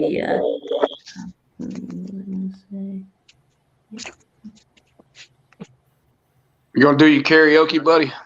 Here's a question. How much credit do I get for Enrique Iglesias? Oh, I'll give you some credit for that. He had some hits now. Mm-hmm. I can't look anything up. My laptop's dead. That's right. Yeah, and the voice of Anakin Skywalker on the Clone Wars, Matt Lanter. Yeah, he went to UGA. No shit. And I'll take that. I'll take that Enrique and raise you Gloria Stefan too. Gloria Stefan went to Miami. Yeah, according to the Google machine. No shit. All our alumni are boring. We just have athletes and politicians. There's Bryant. There's a lot of Olympic people on this list from Georgia too, but it's like a lot of swimmers. Yeah. Yeah, so we had. Yeah. So we had another governor that went to. Oh, here we go. The governor, Sonny Perdue. Yeah, he went to UGA. I've got the ultimate trump card. Star Trek came from the University of Miami. Gene Roddenberry. Oh yeah, that's a downgrade.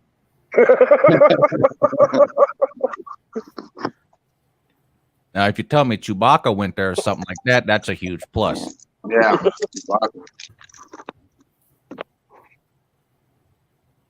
Oh shit.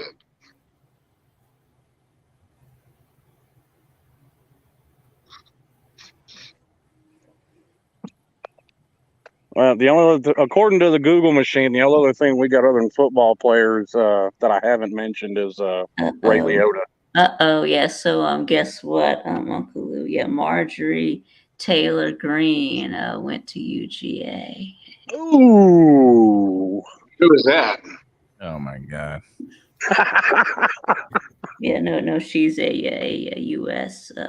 Representative from Georgia. Yeah. She's insane. Yeah. That's all I'm gonna say. Yeah, that knocks us down a bit. Yep. All right. Well, how much credit do I get for Ray Liotta? Because I mean, he's been in everything. He's not an A-list actor, but he's at least B. Right. Yeah. Right now, I'm looking at the top 100 most famous UGA graduates. Yeah. I'll give you another one you can knock us down for, because I'm sure you will, is Marco Rubio. Okay. I don't know if I'll knock y'all down for that, but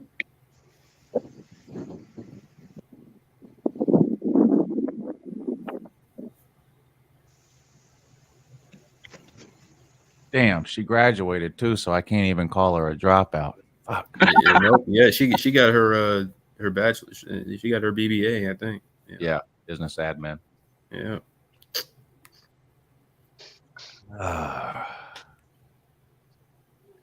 Damn Jewish everybody's got skeletons in their closet. Yeah. Lord knows we do. I mean, it could be worse. You could have Bob Dole hanging around your closet. Oof. Sheesh. I mean, the first black mayor of Charlotte went to Clemson. That's about Harvey Gantt.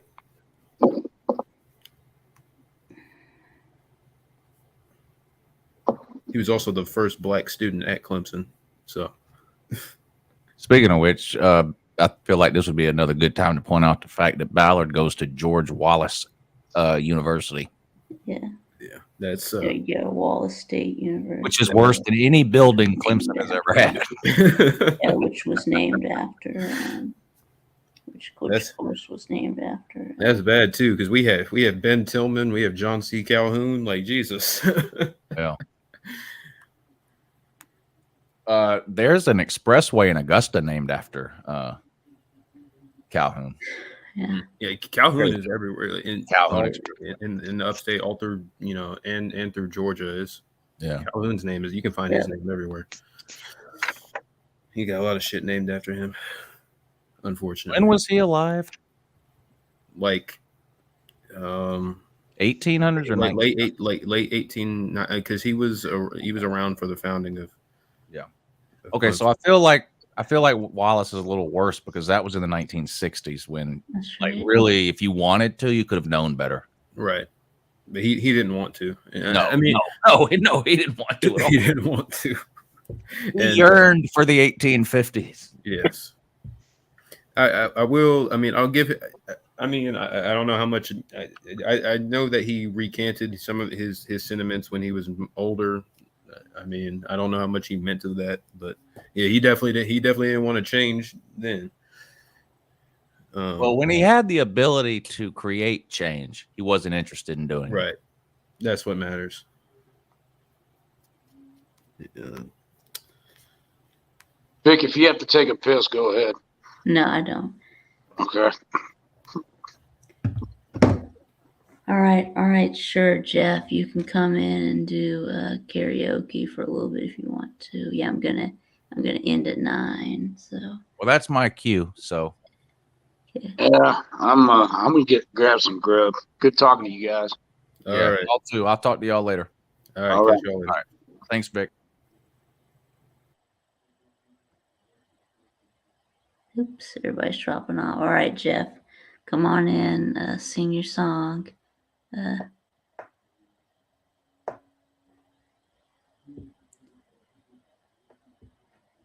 Highway from Atlanta to Savannah should be the Sherman Expressway. No, that's not going to happen, Jeff.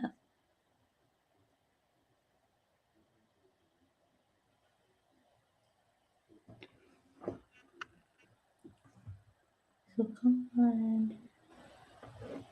I'm hungry shit.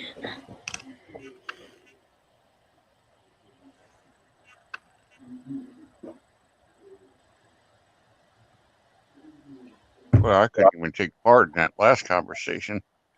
Most of the famous people that graduated from Alabama are either politicians or athletes. I mean, there's no like Sheila Ward, I guess, is kind of a movie star or TV star. Mm-hmm. Harper Lee wrote the book To Kill a Mockingbird, but I mean, most of them they're not scientists or I mean, it's politicians or athletes. I mean, then what about Iowa State? Hell, I don't think there's anybody famous to come out of Iowa State. Nope. I mean, other than, athletes, and I don't really consider athletes I mean, they got their fame because of what they did playing for that university. That's not the same. I don't consider when I consider somebody from Alabama, I would say, oh, Derrick Henry. Well, yeah, but everybody knows Derrick Henry. Tell me something. Yeah, he's an athlete. Yeah, I want someone who's not an athlete. Yeah. Right, like maybe there's an astronaut or something like that. That's what I would be interested in. I mean, the athletes, astronauts, yeah, that's right. Yeah, astronauts and actors and news people. Musicians.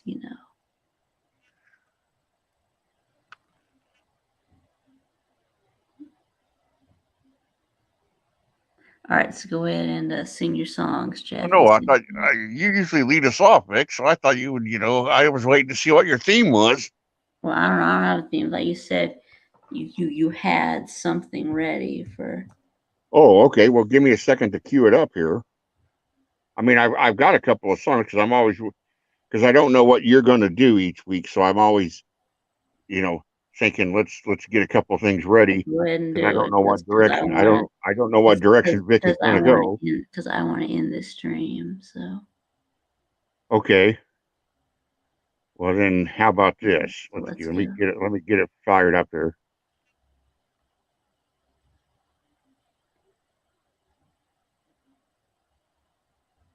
promise I won't sing in German this week. Yeah, good. Thank you.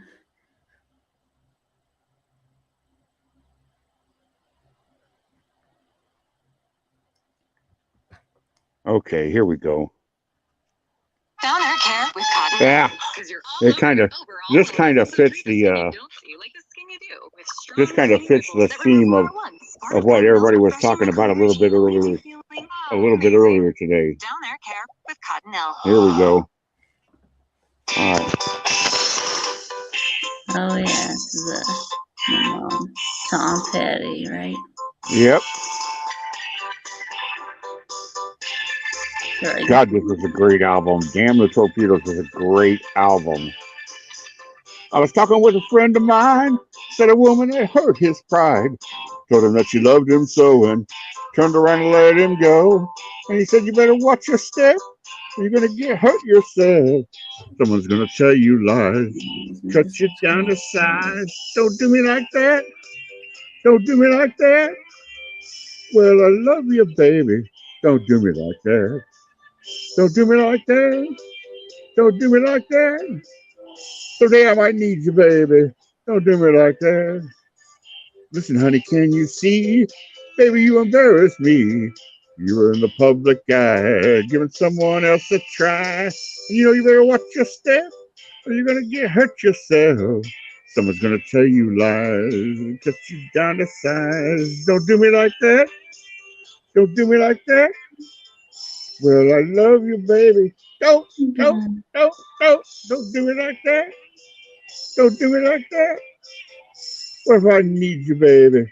Don't do me like that. Cause somewhere deep outside, someone is saying love doesn't last that long.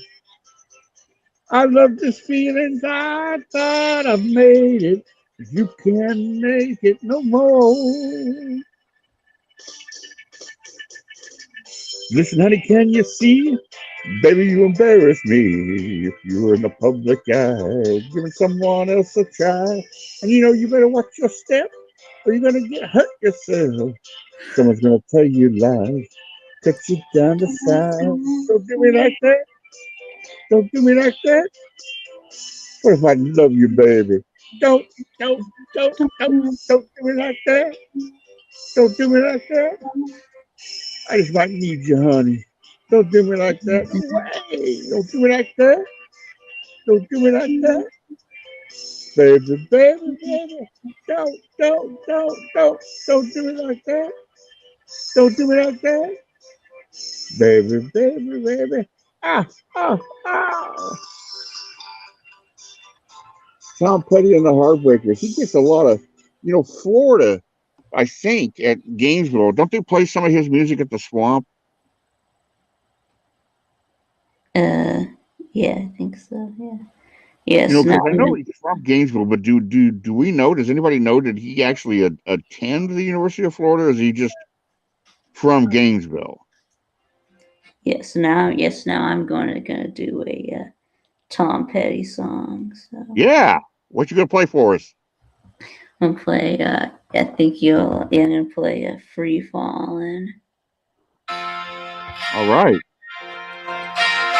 Can't go wrong with Tom Petty. She's a good girl, loves her mama, loves Jesus, and America too.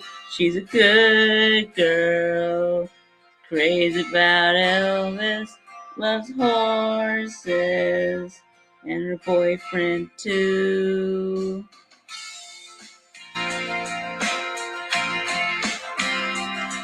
It's a long day living in Reseda.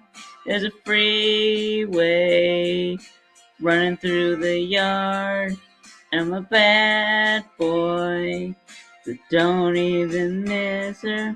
I'm a bad boy for breaking her heart. And I'm free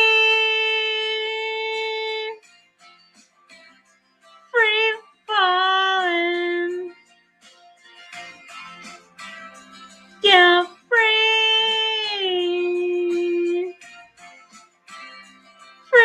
falling.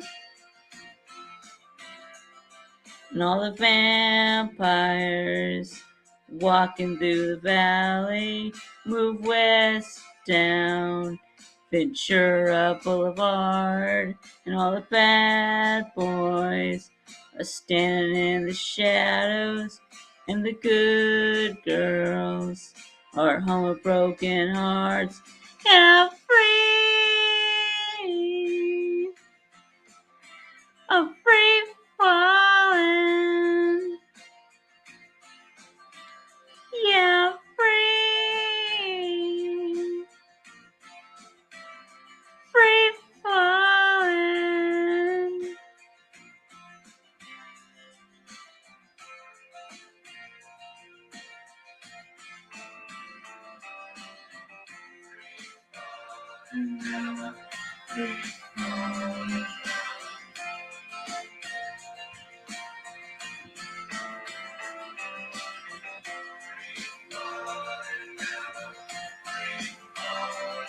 I wanna glide down over Mulholland. I wanna write her name in the sky. I'm gonna free fall out into nothing. Gonna leave this world for a while. Now I'm free. Free falling. Yeah, I'm free. Free falling.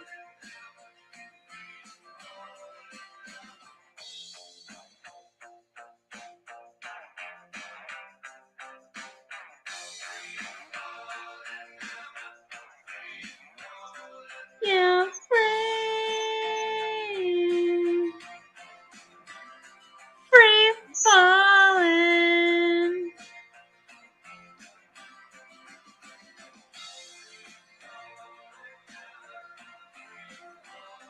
Free falling. And I'm free.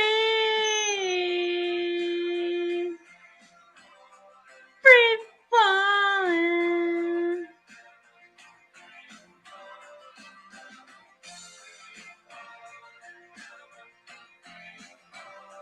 Free falling.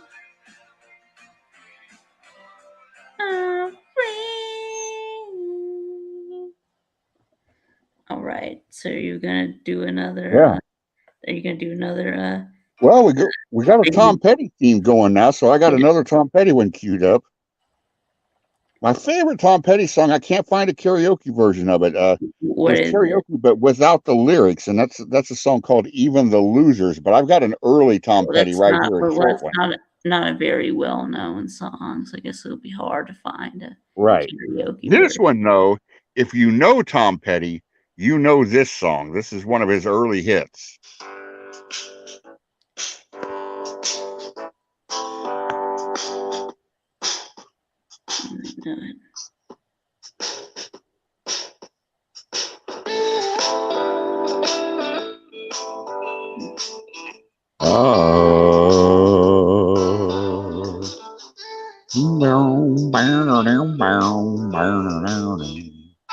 I'd like to welcome you all here to the Last Chance Saloon. It's all right if you love me. It's all right if you don't. I'm not afraid of you running away, honey. I get this feeling you won't. There is no use in pretending. Your eyes give you away. Something inside you is feeling like I do. We've said all there is to say. Baby, break down. Go ahead and give it to me.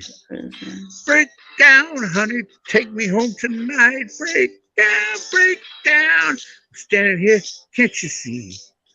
Break down, it's all right. It's all right. It's all right.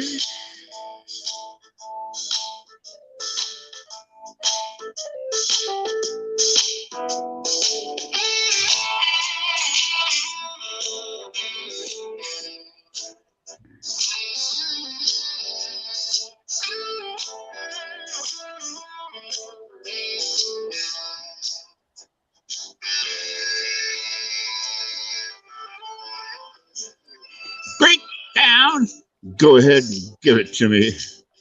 Break down, honey, take me tonight. Break down, break down. I'm standing here, can't you see? Break down, it's all right. It's all right. It's all right.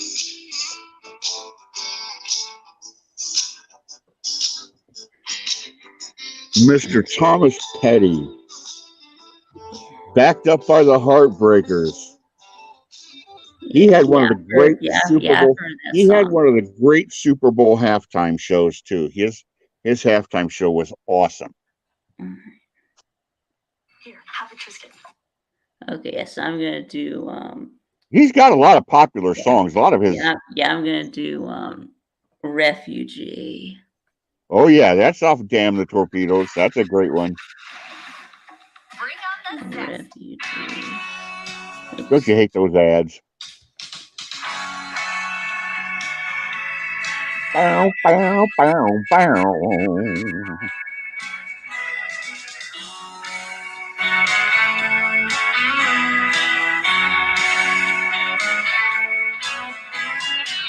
We got something we both know, and we don't need to talk about it much about it.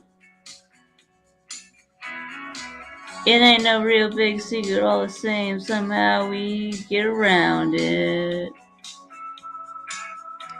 Listen, it don't really matter to me, baby. You believe what you wanna believe. See, we don't have to live like a refugee. Don't have to live like a refugee. Somewhere, somehow, somebody must have kicked you around some. Tell me, why would you lay there reveling in your abandon?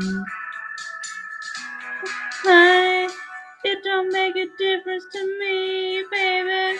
Everybody's had to fight to be free. See, you don't have to live like a refugee. Don't have to live like a refugee. No, baby, don't have to live like a refugee. Don't have to live like a refugee. No, baby, we ain't the first. I'm sure a lot of lovers have been burned. Right now it seems real to you. It's one of those things gotta feel to be true.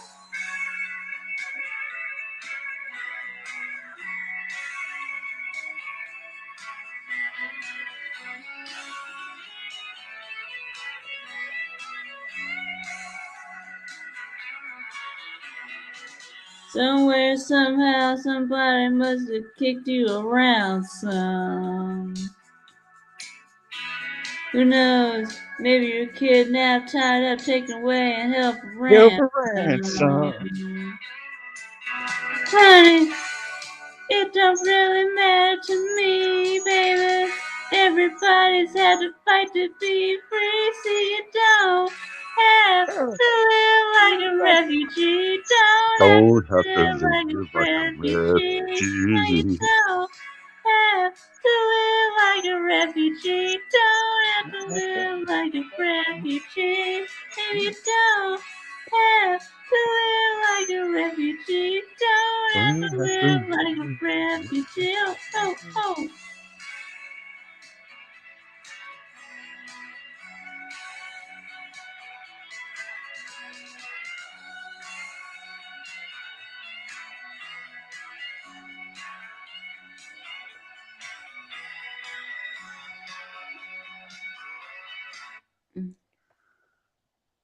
All right. Well, yes, I'm going to let that be it, because that's your 9 o'clock, and you go. We're gonna have to. We'll just have to hang on to American Girl for the next time. Yeah, we can do that one next time. Yeah. Oh, she's an American. She was an American girl, raised on promises. She was an American girl. That might have been. It was either that or Breakdown. One of those two was his first hit because because I remember Damn the Torpedoes came out. I was like in junior high or something. All of a sudden, he was on Solid Gold. He was on Saturday Night Live. He was on all the American Bandstand. He was on all the shows, and like he kept having hit after hit. Don't do me like that. Refugee, Even the Losers. One after another was just hit.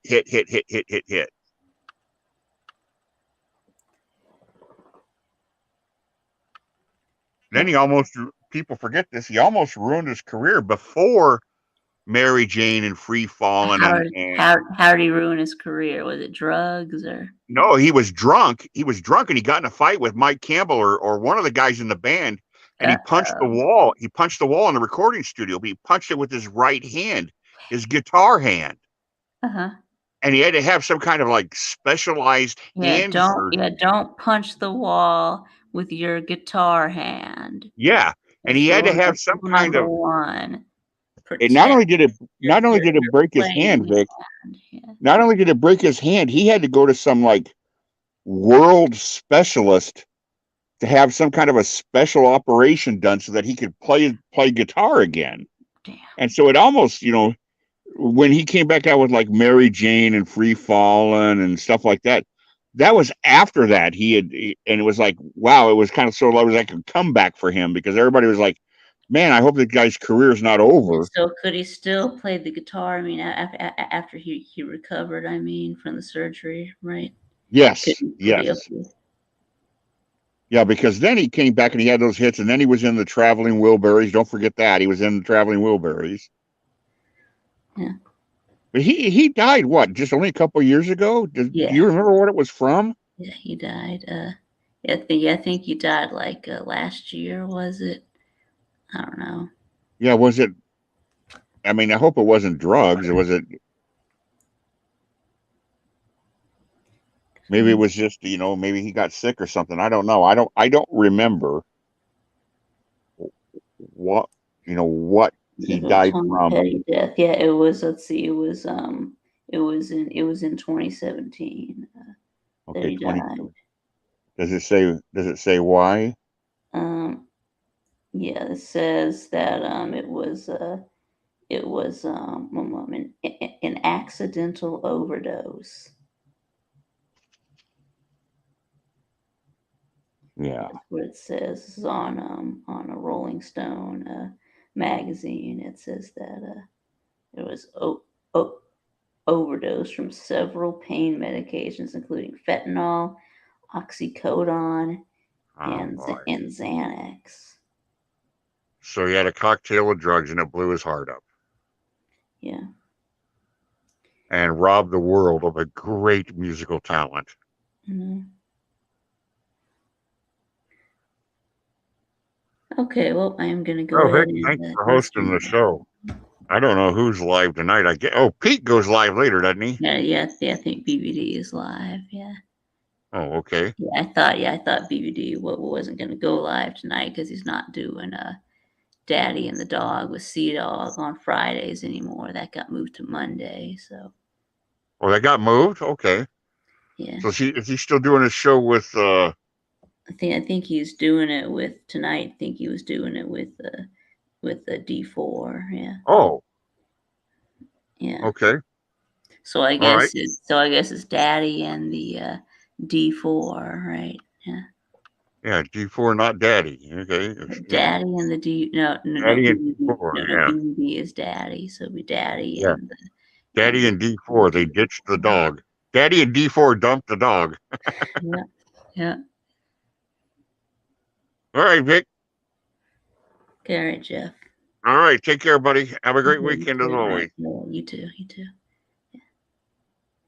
Okay, so I'm going to go ahead and end it now. Thanks to everyone who came on the StreamYard and participated in the comments section, and we'll do it again next week. But until then, thanks for watching, and I'll see y'all again next time.